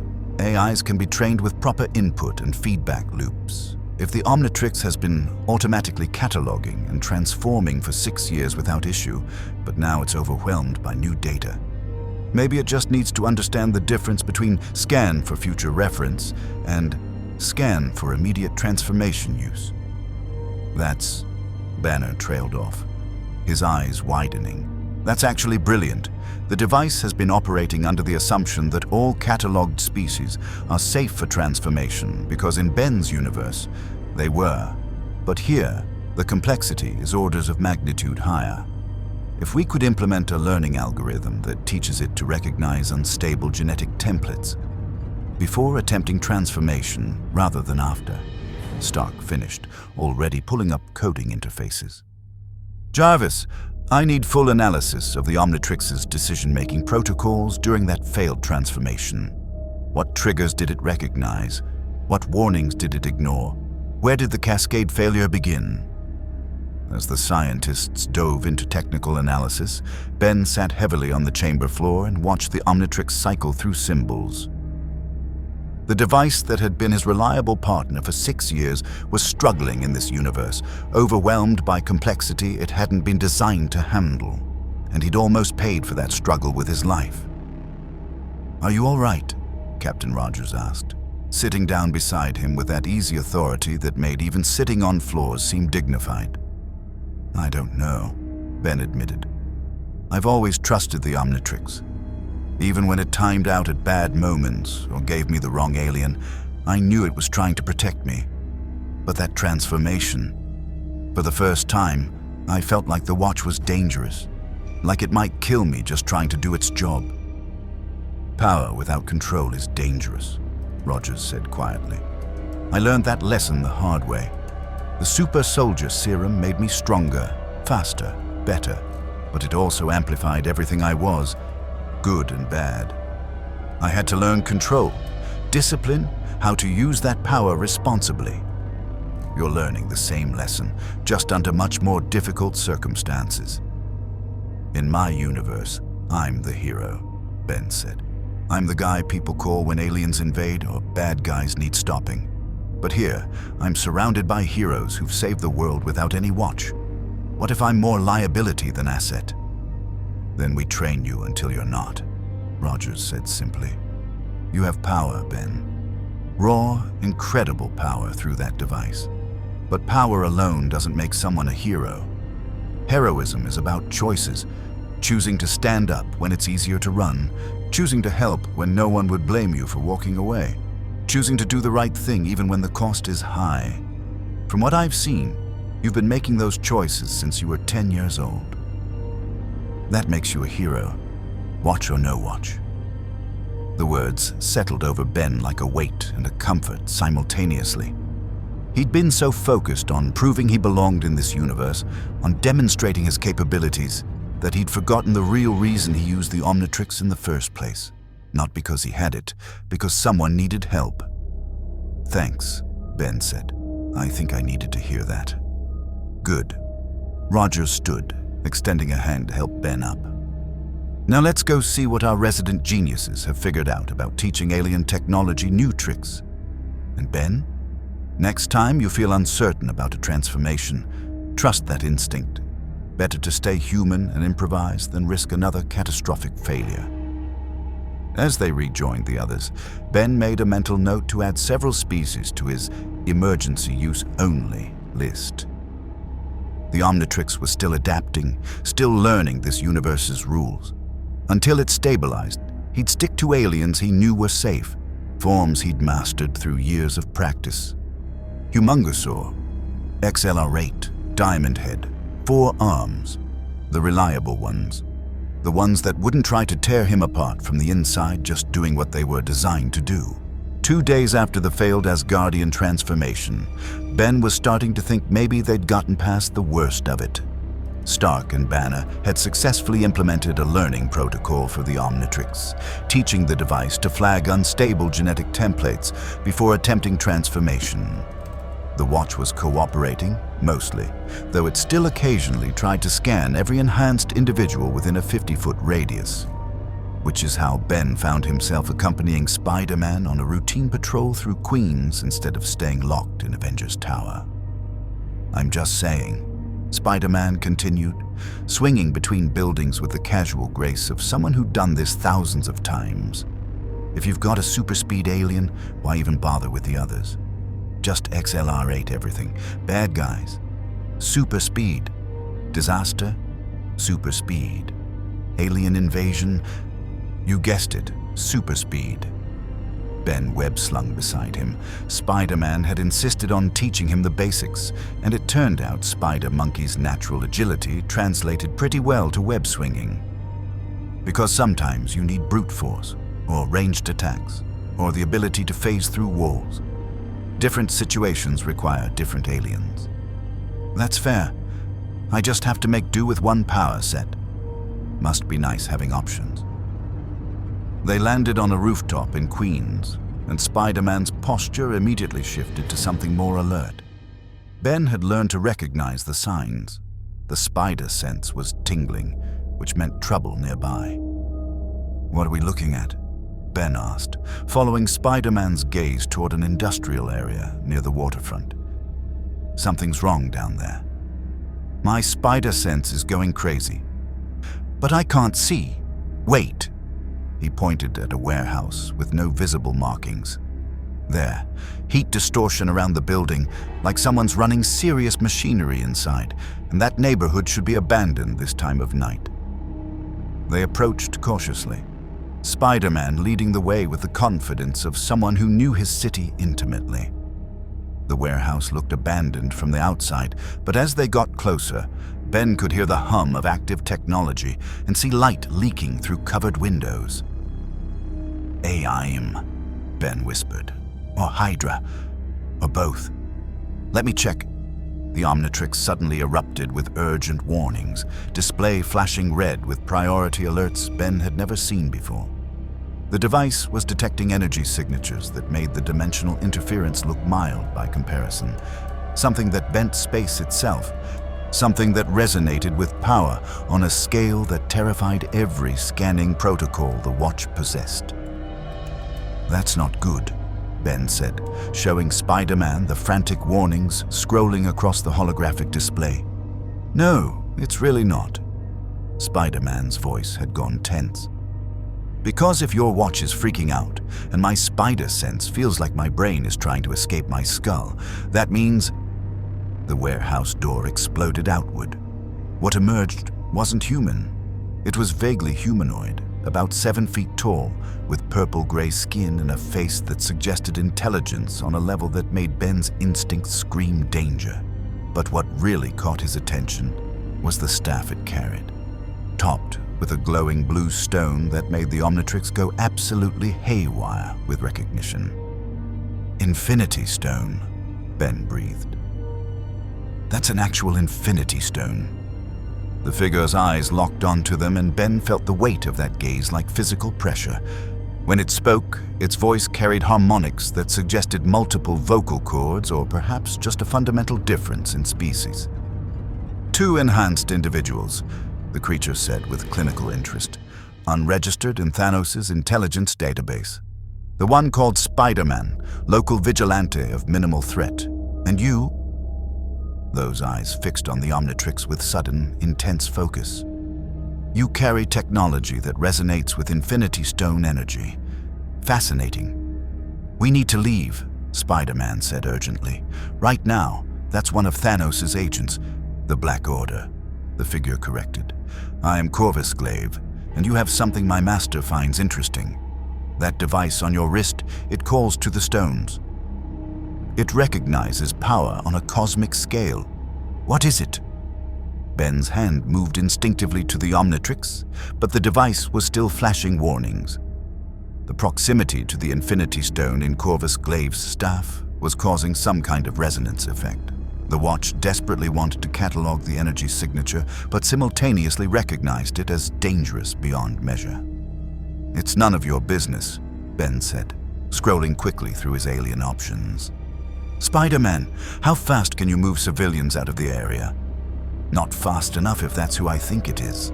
"Ben, we need backup." Corvus Glaive moved with shocking speed for something so large. His staff blurred forward, the tip aimed directly at Ben's chest, or more specifically, at the Omnitrix. Spider-Man intercepted, webbing the staff and yanking it off course. But Corvus simply flowed with the motion and delivered a backhand that sent Spider-Man crashing through a concrete wall. "The technology," Corvus stated, advancing on Ben with inexorable purpose. "Surrender it, and I will grant you a swift death. Resist, and I will tear it from your corpse." Ben transformed mid-dodge, becoming 4 arms to match Corvus's strength. The Tetramand form's muscle mass absorbed the first staff strike, all 4 hands catching the weapon before it could connect. For a moment, they were locked in a test of strength, and Ben realized with sinking dread that Corvus was winning. "You're strong," Corvus observed without emotion. "But strength alone will not save you from the Black Order." He twisted the staff with technical precision, leveraging 4 arms' own grip against him and sending Ben tumbling across the pavement. Before Ben could recover, Corvus was there, staff positioned for a killing blow aimed at the Omnitrix symbol on 4 arms' chest. Spider-Man webbed Corvus from behind, yanking him off balance. "Ben! That staff can cut through anything, even vibranium. Don't let it touch the watch." Ben transformed again, becoming XLR8 and accelerating out of danger range. From the alien speedster's perspective, the world slowed to a crawl. He could see Corvus tracking his movement with eyes that suggested the Black Order member had experience fighting faster opponents. The Infinity Stone in his staff pulsed with energy, and Ben realized it wasn't just a weapon, it was a sensor, probably reporting everything back to Thanos, which meant Thanos now knew about the Omnitrix. "We need those Avengers right about now," Ben called out, circling at super speed while Spider-Man kept Corvus distracted with precision webbing. "Already called them," Spider-Man replied, dodging a staff strike that carved through his webbing like it wasn't there. "ETA 2 minutes, which is approximately 1 minute and 50 seconds longer than I'd like." Corvus Glaive's expression might have been satisfaction. "Excellent. When Earth's defenders arrive, they will witness the power of Thanos firsthand. The Mad Titan has waited long enough. The Infinity Stones call to him, and your primitive world stands in his way." The warehouse doors opened fully, revealing what must have been a forward operating base. More figures emerged, other members of the Black Order, their presence making the air itself feel heavier with threat. And behind them, technology that Ben recognized from his universe's encounters with species-ending weapons. Invasion equipment, transporters, communication arrays capable of calling fleets across light years. This wasn't a scouting mission. This was the beginning of something much worse. The Omnitrix suddenly stabilized, its frantic warnings resolving into something clearer. The device had finished analyzing the Infinity Stone's energy signature and come to a conclusion that made Ben's blood run cold. The technology in Corvus Glaive's staff was powerful enough to cut through the Omnitrix's protections. One precise strike and the watch could be separated from Ben's wrist, which meant death, but also meant Thanos acquiring technology that could transform him into any of 63 alien species, including species from Ben's universe that could devastate civilizations. "Spider-Man," Ben said urgently, reverting to human form and scrolling desperately through his available aliens. "I need you to trust me. When I transform next, web Corvus's staff and pull it away. Don't let that blade anywhere near me."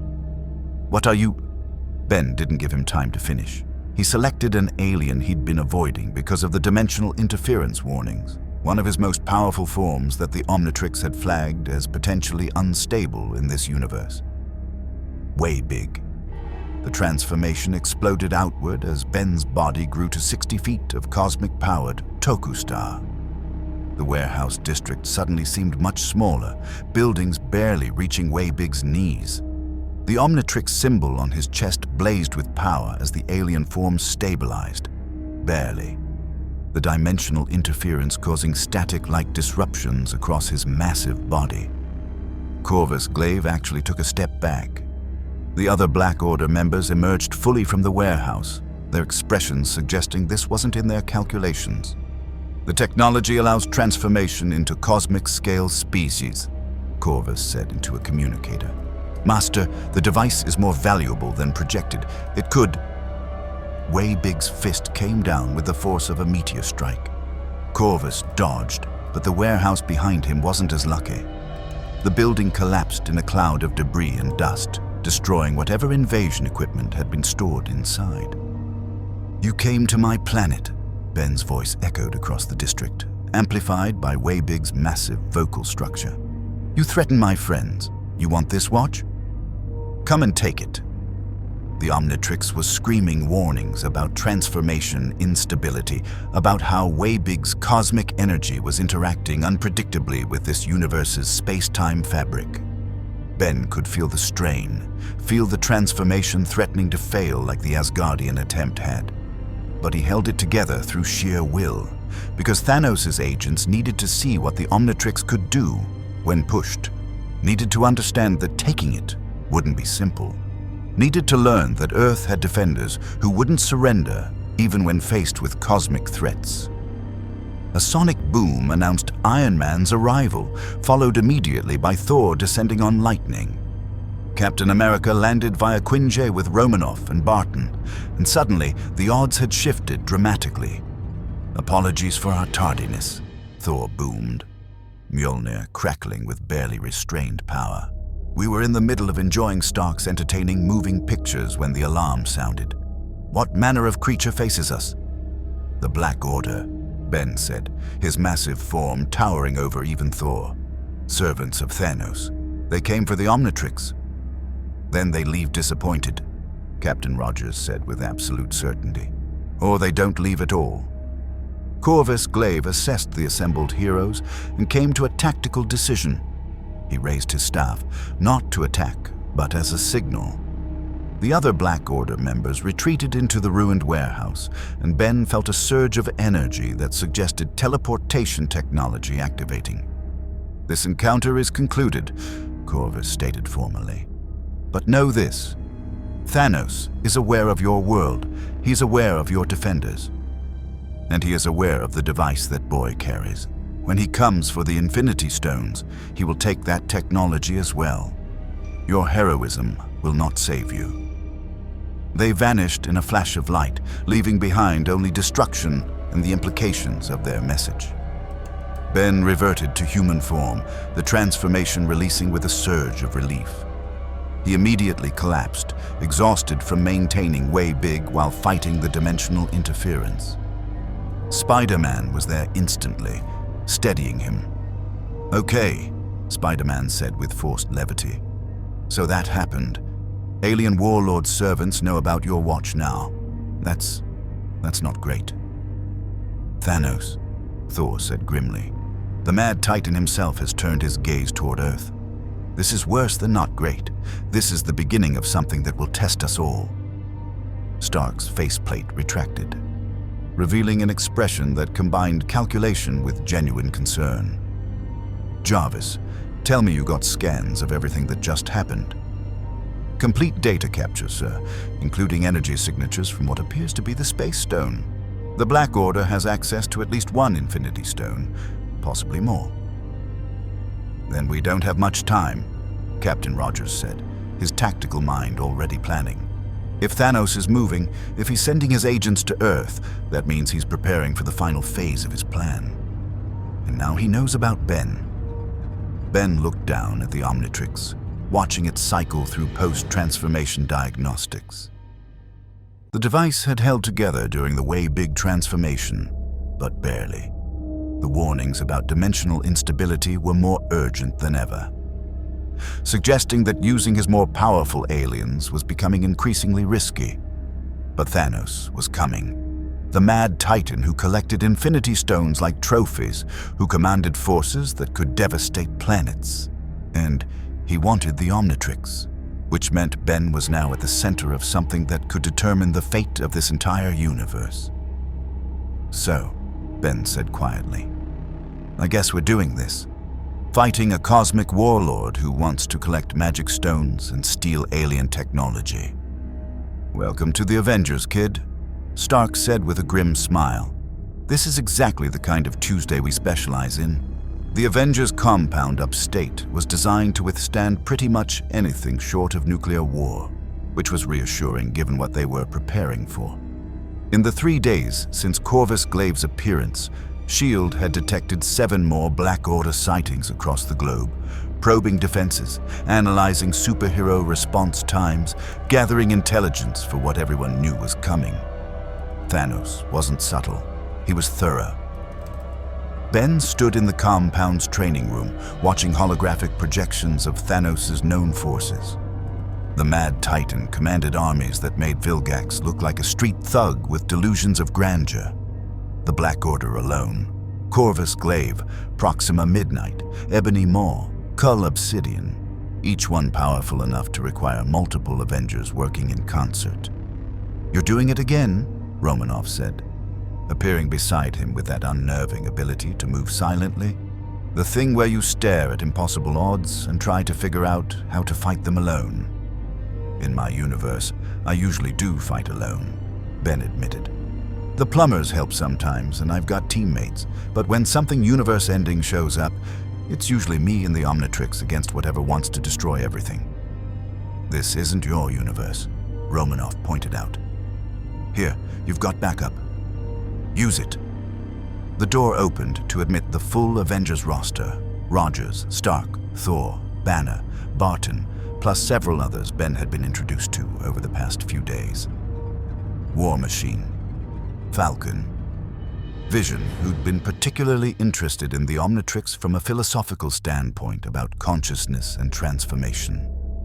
Scarlet Witch, whose reality-warping abilities made the Watch act even more erratic than usual. "All right, people," Director Fury said, striding in with the presence of someone who'd spent decades dealing with impossible situations. "Latest intelligence suggests Thanos is moving faster than projected. Our contacts in space—" "Yes, we have contacts in space. Long story. Report his fleet has entered this sector. ETA to Earth is approximately 48 hours.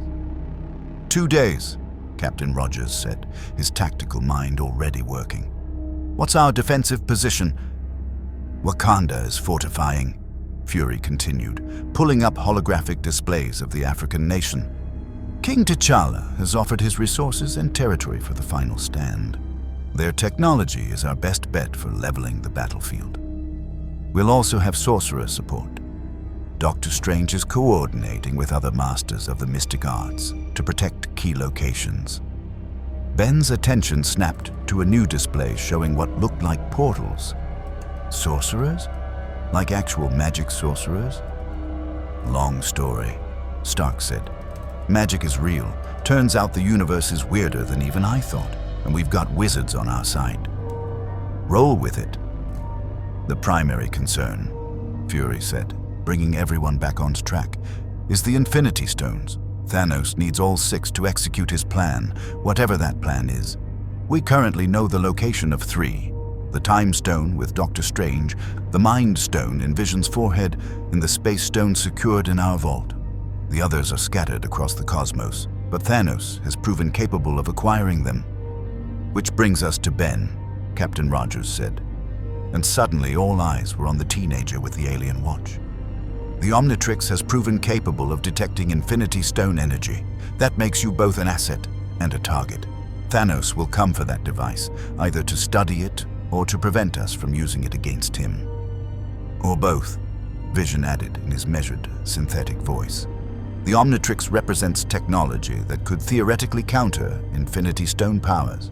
If it can catalog and replicate cosmic-level abilities, it poses a legitimate threat to Thanos' supremacy. Ben looked down at the watch, which was currently displaying what Stark and Banner had identified as a stable operational mode. The device had adapted significantly over the past week, learning to filter this universe's overwhelming genetic diversity. But stable didn't mean ready for fighting a cosmic warlord. "I can help," Ben said firmly. "The Omnitrix has aliens that can match Black Order members. Way big for raw power, Ghost Freak for infiltration, Brainstorm for tactical analysis, Upgrade for technological warfare. I'm not sitting this out." "No one's suggesting you do," Rogers assured him. "But we need to be strategic about how we deploy you. The Omnitrix is unpredictable in this universe." "Getting more predictable," Banner interjected, pulling up scanning data. "The learning protocols we implemented are working. The device is successfully categorizing which transformations are stable and which carry risk." Ben's developed enough familiarity with this universe's physics that the failure rate on transformations has dropped to near zero. "Near zero isn't zero," Romanoff pointed out. "In combat, nothing's zero risk," Barton countered. "Kid's got power we need. Question is how to use it without making him the priority target." "Too late for that," Stark said, displaying intercepted communications. "Jarvis cracked some of the Black Order's encrypted transmissions. They're specifically planning for the device wielder. Thanos wants the Omnitrix intact if possible, destroyed if necessary. He sees it as a potential weapon that could threaten his collection of Infinity Stones." Thor stood, his presence commanding attention without effort. "Then we use that to our advantage. If Thanos covets the device, he will divert resources to claim it. Resources that could otherwise devastate our defensive positions." "You want to use Ben as bait," Spider-Man said from his position along the wall. He'd insisted on being part of the planning despite technically not being an official Avenger. "That's a terrible plan." "It's a tactical plan," Rogers corrected, "and only if Ben agrees. We don't sacrifice our own to win battles." Everyone looked at Ben. He felt the weight of their attention, felt the responsibility that came with wielding technology that cosmic warlords wanted badly enough to divert entire armies. In his universe, he'd made similar choices before, put himself in danger to draw enemy fire, used himself as the linchpin of desperate plans, because the Omnitrix made him uniquely capable of surviving situations that would kill others. "I'll do it," Ben said. "But I want to propose something. The Omnitrix can scan Infinity Stone energy now. It's been analyzing that staff Corvus Glaive carried. What if we could use that? What if I could transform into something specifically designed to counter stone-based powers?" The room went silent. "The Omnitrix can do that?" Stark asked, leaning forward with sudden intense interest. "Create new forms based on analyzed energy signatures rather than genetic templates?" "It's done something similar before," Ben explained, pulling up the Omnitrix's interface to show historical transformation data. "Ultimate forms, enhanced versions of aliens created by analyzing their DNA and evolving it artificially. If the Watch has been scanning Infinity Stone energy and this universe's physics for a week, maybe it could create a form specifically adapted to survive in environments where stone-level power is being thrown around." Banner was already pulling up data, his eyes scanning readouts faster than Ben could follow. "The energy signatures the Omnitrix has been cataloging. It's not just genetic diversity. It's been recording how power flows through this universe, how the stones warp reality, how cosmic energy interacts with matter. If we could direct that analysis toward creating a countermeasure form, we'd be gambling with Ben's life," Rogers said firmly. "If the transformation fails like the Asgardian attempt, then I die fighting Thanos instead of getting killed when he rips the Omnitrix off my wrist," Ben interrupted. "At least this way, I'm choosing to take the risk. I'm not going to hide while you all fight a cosmic war." "Spoken like a true warrior," Thor approved. "The boy has courage to match his power." Fury studied Ben for a long moment, that single eye calculating odds and weighing choices.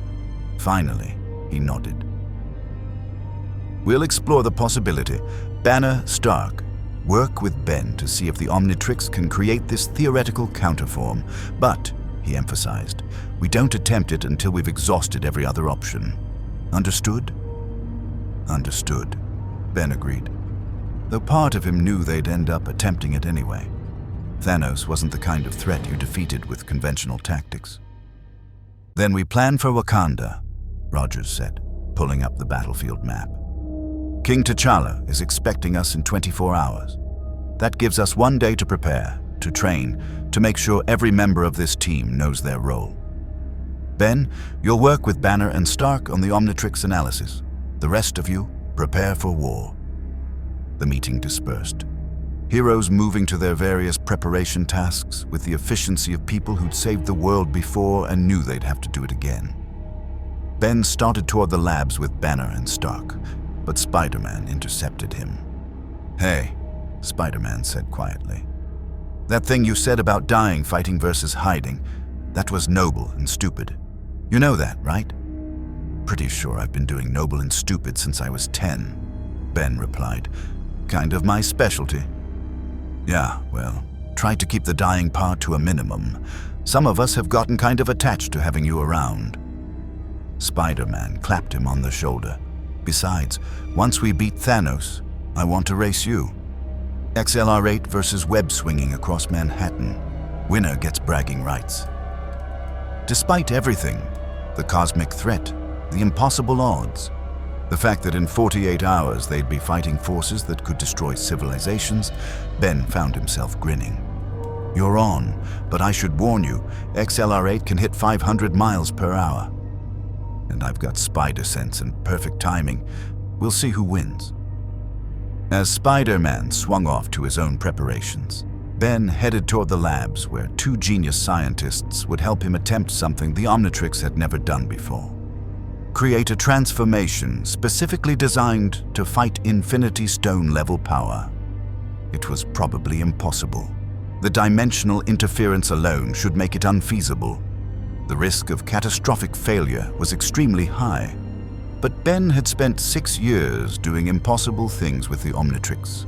6 years learning to trust his instincts, trust the watch, trust that when everything was on the line, heroism meant taking the risk.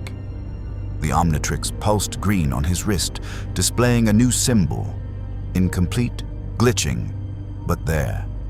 Something the device was constructing from its analysis of this universe's cosmic energy, its understanding of how Infinity Stones warped reality, its catalog of genetic material that included Asgardians and gamma mutations, and spider-enhanced humans. A form that might give them a chance, or might kill Ben trying. Either way, in 48 hours, they'd find out. Wakanda was beautiful, even preparing for war. Ben stood on the edge of the massive battlefield, watching Wakandan warriors take defensive positions alongside Avengers, sorcerers, and what looked like warriors from other nations who'd answered King T'Challa's call. The Black Panther himself moved through his troops with regal confidence, a king who would defend his nation and the world against cosmic invasion. Behind Ben, the forest stirred with hidden defensive technology. Energy shields, advanced weapons, defensive positions that blended Wakandan innovation with tactical necessity. And at the center of it all, the Avengers compound stood as command center for humanity's last stand. Impressive, isn't it? Vision said, materializing beside Ben with that unnerving ability to phase through solid matter. The Mind Stone in his forehead glowed softly, and Ben noticed the Omnitrix reacting to its presence with subdued curiosity rather than the frantic scanning attempts it had made earlier. King T'Challa has transformed his nation into a fortress without sacrificing its beauty. In my universe, we don't usually get this much preparation time, Ben admitted. Usually it's just me and whoever I can gather in about 5 minutes, then we're fighting whatever crisis showed up. Then you understand the weight of responsibility, Vision observed. The knowledge that failure means not just your death, but the death of those you're sworn to protect. That weight shapes heroes or crushes them. Before Ben could respond, the sky darkened. Not naturally, not with clouds or weather. The darkness came from ships, massive vessels that blotted out the sun, descending through atmosphere with the inevitability of celestial judgment. Thanos' fleet had arrived, and it was larger than any intelligence report had suggested. "All personnel to defensive positions," Captain Rogers' voice carried across the battlefield, amplified by Wakandan technology. "This is not a drill. Thanos is here." The Omnitrix flared to life on Ben's wrist, displaying the new form that Banner and Stark had helped him develop. They'd called it Cosmic Adaptation Form, a transformation built from the Watch's analysis of Infinity Stone energy, gamma radiation, Asgardian biology, and dozens of other power sources it had catalogued in this universe. The symbol glitched occasionally, showing it was still somewhat unstable, but Banner had given it a 70% success rate, which meant a 30% chance it would kill him. "Ben!"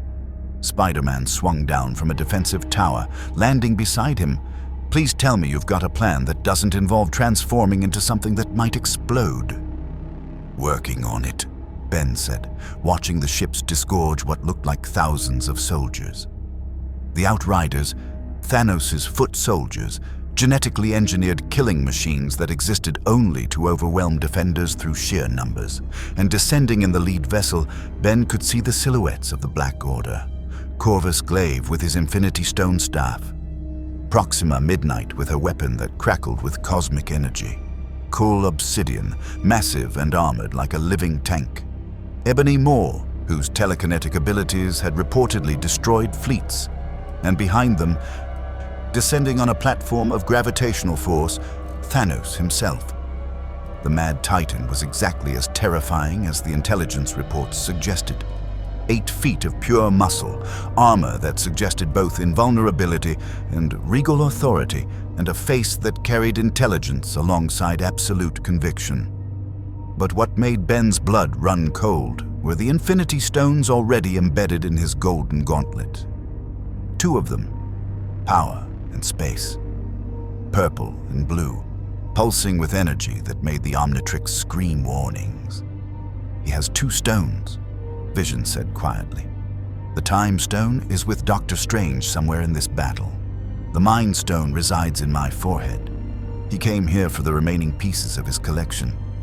And for me," Ben added, watching Thanos' gaze sweep the battlefield before fixing on him with unmistakable interest. Even from this distance, Ben could feel the weight of that attention. "Avengers!" Thor's voice boomed across the field as he descended on Lightning Stormbreaker, a new weapon, more powerful than Mjolnir, crackling with barely restrained fury. "For Earth, for the universe, for victory!" The battle exploded into chaos. Wakandan warriors engaged Outriders with advanced weaponry and fierce combat skills. Avengers deployed across the battlefield, Iron Man in the air alongside War Machine and Falcon, Captain America leading a ground assault with his shield, Black Widow and Hawkeye providing precision strikes, Hulk smashing through enemy lines with Green Fury barely contained. And everywhere, Thanos' forces pushed forward with the inevitability of a cosmic tide.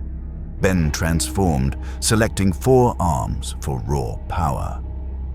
The Tetramand form erupted into existence, all muscle and aggression, perfect for close combat against overwhelming numbers. He threw himself into the fight alongside Wakandan warriors, his 4 fists demolishing Outriders with efficient brutality. But even as he fought, Ben kept tracking Thanos. The Mad Titan moved through the battlefield like a force of nature, barely acknowledging individual heroes as threats. He backhanded Iron Man out of the sky with casual strength. He caught Thor's lightning on the Power Stone and redirected it to devastate Wakandan defensive positions. He fought like someone who'd conquered 1,000 worlds and found this one barely worth the effort. Then Thanos locked eyes with Ben, and the Mad Titan smiled. The device wielder. Thanos' voice carried across the battlefield with unnatural clarity. "My agent spoke truth. You carry technology that resonates with cosmic power. Surrender it, and I will grant you the mercy of quick death. How about you come take it yourself?" Ben shot back, transforming into XLR-8 and accelerating away from Thanos' position. He'd been trained enough over the past week to know engaging Thanos directly was suicide. His job was to draw the Titan's attention, keep him focused on the Omnitrix, while other heroes executed the real plan, whatever that plan was. Rogers had been deliberately vague about the details. Thanos raised his gauntlet and reality bent. The space stone flared blue, and suddenly Thanos was in front of Ben despite the impossible distance. A massive hand closed around XLR-8's throat, lifting the speedster off the ground. Impressive speed, Thanos observed clinically. But speed means nothing when I can move through space itself. Now let us examine this device you treasure so... Thor's Stormbreaker hit Thanos in the chest with the force of a dying star. The Titan staggered, his grip on Ben loosening just enough for the speedster to twist free. Ben transformed mid-fall, becoming Diamond Head and firing a barrage of crystal shards at Thanos' eyes. The Mad Titan blocked them with the Power Stone, purple energy vaporizing the crystals before they could connect. Annoying. Then the real Avengers assault began. Captain America rallied ground forces for a coordinated strike. Iron Man deployed a new armor specifically designed to counter Infinity Stone energy. Scarlet Witch descended with reality-warping powers that actually made Thanos take notice.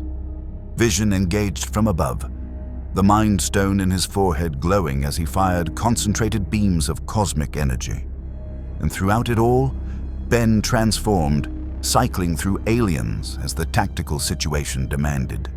4 arms for strength, XLR-8 for speed, Humungousaur when Cull Obsidian charged his position, Swamp Fire to create barriers of living plant matter, Jet Ray to provide aerial support, but Thanos was winning.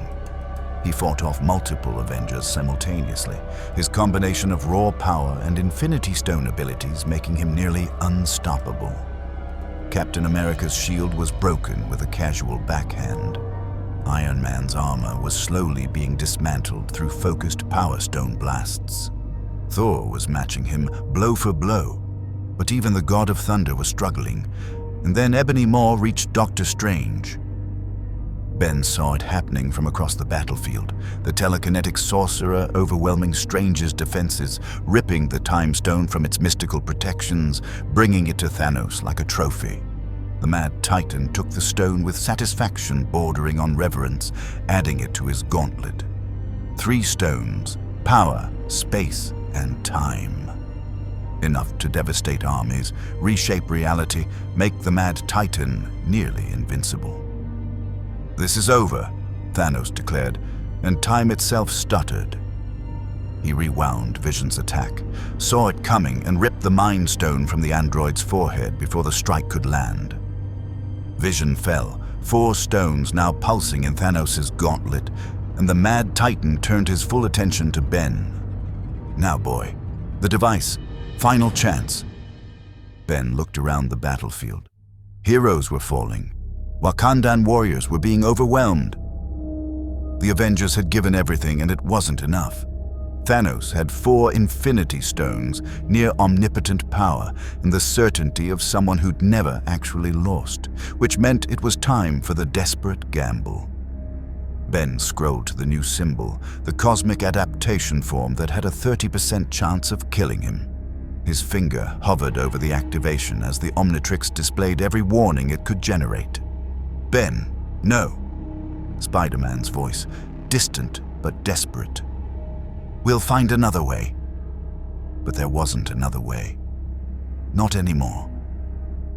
Ben slammed his palm down on the faceplate, and the Omnitrix erupted with power unlike anything he'd ever experienced. The transformation didn't just change his body, it changed how he perceived reality. He could feel the Infinity Stone's energy like physical pressure, could sense the quantum foam that made up space-time, could understand power on a cosmic scale. The form that emerged was humanoid but clearly alien, standing about 8 feet tall with skin that shifted through colors based on ambient energy.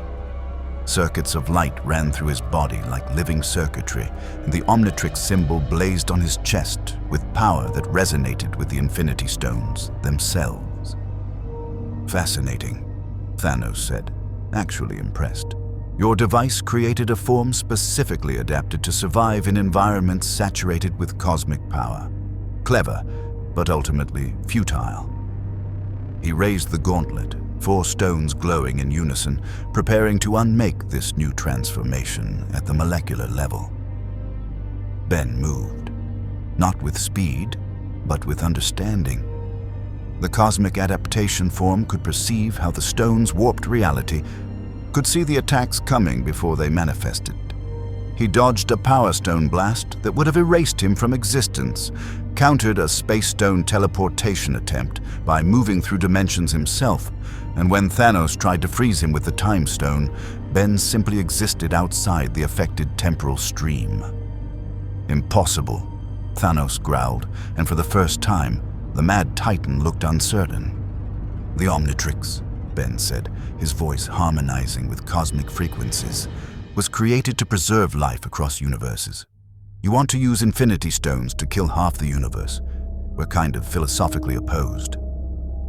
He struck, and the blow carried power drawn from this universe's fundamental forces. Thanos staggered, actually staggered, and Ben pressed the advantage. The cosmic adaptation form was adapting in real time, learning how to counter Infinity Stone abilities through rapid analysis and quantum manipulation. But the transformation was unstable. Ben could feel it failing, his body unable to maintain the cosmic attunement required. The dimensional interference that had plagued the Omnitrix since his arrival was fighting the transformation, trying to force him back to human form. "You're dying," Thanos observed, recovering from Ben's assault. "Your device is powerful, but it cannot sustain this form in my universe. You have perhaps 30 seconds before catastrophic failure." "Then I better make them count," Ben charged, pouring every ounce of will into maintaining the transformation just a little longer. He needed to buy time for whatever plan the Avengers had, needed to prove that the Omnitrix could stand against Infinity Stone-level power, needed to show Thanos that Earth's defenders wouldn't surrender even when faced with impossible odds. 20 seconds. He landed another hit, cracking Thanos' armor. 15 seconds. Thor joined the assault, Stormbreaker and Cosmic Adapted Fists working in tandem. 10 seconds. The other Avengers rallied, seeing their chance. 5 seconds. Thanos raised the gauntlet, all 4 stones glowing with power that could end universes. 0. The transformation failed violently. Ben reverted to human form mid-strike, suddenly tiny and vulnerable in front of an 8-foot titan with godlike power. Thanos' hand closed around his throat, lifting him effortlessly. "Brave," Thanos acknowledged, "but bravery without power is meaningless." Ben. Multiple voices, heroes converging on their position, but they were too slow. Thanos raised his free hand toward the Omnitrix, preparing to rip the device from Ben's wrist, even if it meant killing him in the process. The teenager had proven too dangerous to let live, the technology too valuable to leave in enemy hands. Ben's finger found the Omnitrix's faceplate one last time. He transformed into Ghost Freak, his body becoming intangible in Thanos' grip. The Mad Titan's hand passed through empty air as Ben phased, retreating into Ghost Freak's natural dimension where physical attacks couldn't reach him. From within the shadows, Ben watched Thanos rage, watched the Mad Titan realize his prize had slipped away through powers the Infinity Stones couldn't immediately counter. "Enough," Thanos declared. "I came for stones, not technology. The device wielder has proven himself worthy of survival. For now." He raised the gauntlet and the space stone flared. His entire army began teleporting away, the invasion ending as abruptly as it had begun. Except Thanos paused, turning to address the battlefield one final time. "I will return," the Mad Titan promised, "with all 6 stones, and when I do, not even your technological marvels will save you. Enjoy your victory, heroes of Earth. It will be your last." Then he was gone, the fleet vanishing through space-time portals, leaving behind a devastated battlefield and heroes who'd survived, but not won. Ben reverted to human form, collapsing immediately. Exhaustion, dimensional feedback from the failed cosmic adaptation form, and the sheer psychological weight of facing down Thanos all caught up at once. "You did good, kid," Captain America said, helping him sit up. "Bought us time. Proved the Omnitrix could hurt Thanos. That's intel we needed." "He'll be back," Ben said tiredly. "With more stones, more power, and he'll be ready for the Omnitrix next time." "Then we'll be ready for him," Thor declared. "Today we survived, tomorrow we plan, and when Thanos returns, he will find Earth's defenders even stronger than before." Spider-Man webbed over, practically tackling Ben in relief. "That was the stupidest, bravest, most ridiculous thing I've ever seen. Don't ever do it again." "Can't promise that," Ben replied. "Kind of my thing." As medics attended to the wounded and Wakandan forces began securing the battlefield, Ben looked down at the Omnitrix. The device was displaying new data, analysis of the Infinity Stones, recordings of Thanos' combat patterns, updates to its cosmic power database. The watch had survived its first real test in this universe. The cosmic adaptation form had worked, even if only for seconds, and Ben had proven to himself and the Avengers that he belonged here, that he could stand alongside Earth's mightiest heroes against threats that could end civilizations. But Thanos was still out there, still collecting stones, still planning to use them for whatever apocalyptic purpose drove the Mad Titan's quest. And when he returned, when the final battle came, Ben would need to be ready. The Omnitrix pulsed green, already adapting, already learning, already preparing for the next impossible challenge. Because that's what heroes did. They faced impossible odds, they survived, and they kept fighting. No matter what universe they called home.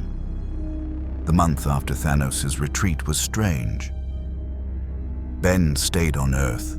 His Earth. The Marvel Earth. The Earth with superheroes and cosmic threats and technology that made plumber equipment look primitive. Stark and Banner continued analyzing the dimensional interference, working toward eventually sending Ben home. But the urgency had faded. Thanos was still out there, still hunting stones, and the Avengers wanted every advantage they could get when the Mad Titan returned, which apparently included a 16-year-old with an alien watch. Ben found his rhythm, training with Captain Rogers in the mornings, learning tactical thinking and leadership from someone who'd been fighting the good fight for nearly a century. Spending afternoons in Stark's labs, watching two geniuses teach the Omnitrix new tricks and develop contingency plans for every alien form. Patrolling with Spider-Man at night, two young heroes comparing notes on the weight of responsibility. The Omnitrix had fully adapted now. Transformations were stable, the dimensional interference reduced to manageable levels. The device had catalogued dozens of new species from this universe. Asgardian biology, Wakandan genetics, enhanced human variants. Ben hadn't attempted transforming into any of them, but the data was there, preserved in the watch's infinite storage. A legacy of power that could reshape what it meant to be a hero. He stood on Avengers Tower's observation deck, watching New York's lights sparkle in the evening darkness. This city wasn't so different from Bellwood, really. Just bigger, more chaotic, with significantly more people in costumes fighting crime on rooftops. "Thinking about home?" Romanoff asked, joining him at the window. "Sometimes," Ben admitted. "My cousin Gwen's probably driving herself crazy trying to figure out where I went.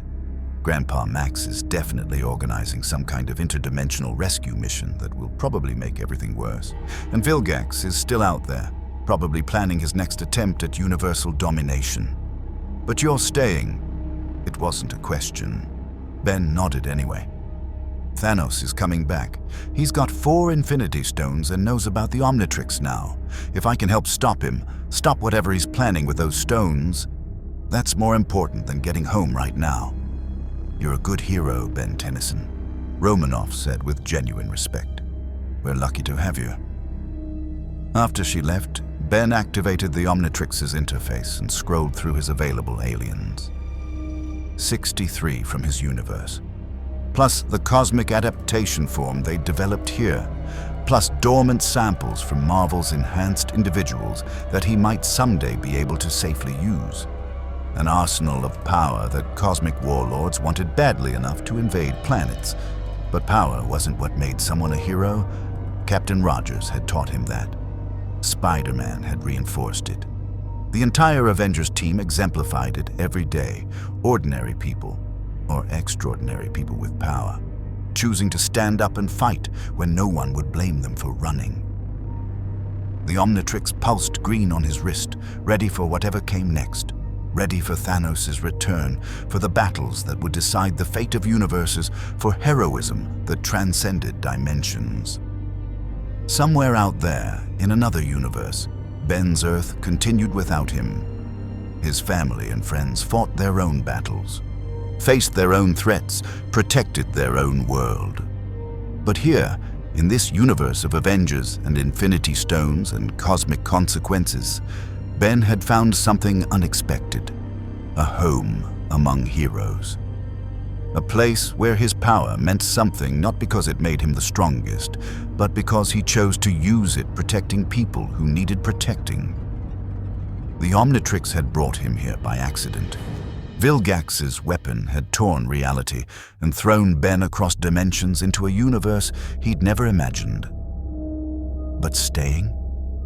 Standing alongside Earth's mightiest heroes against impossible threats? Learning what it really meant to be a hero in a universe where gods and monsters were real. That was Ben's choice. And when Thanos returned, when the Mad Titan came for the final Infinity Stones and the ultimate battle began, Ben would be ready. The Omnitrix would be ready. Earth's defenders would stand united against cosmic tyranny. Because that's what heroes did. They faced impossible odds, they adapted to circumstances beyond their control, and they never stopped fighting for what was right, no matter what universe they called home. The watch on his wrist pulsed with potential, a reminder that even across dimensions, even in the face of universe-ending threats, one truth remained constant. It's hero time. Thank you for watching. Please like and subscribe.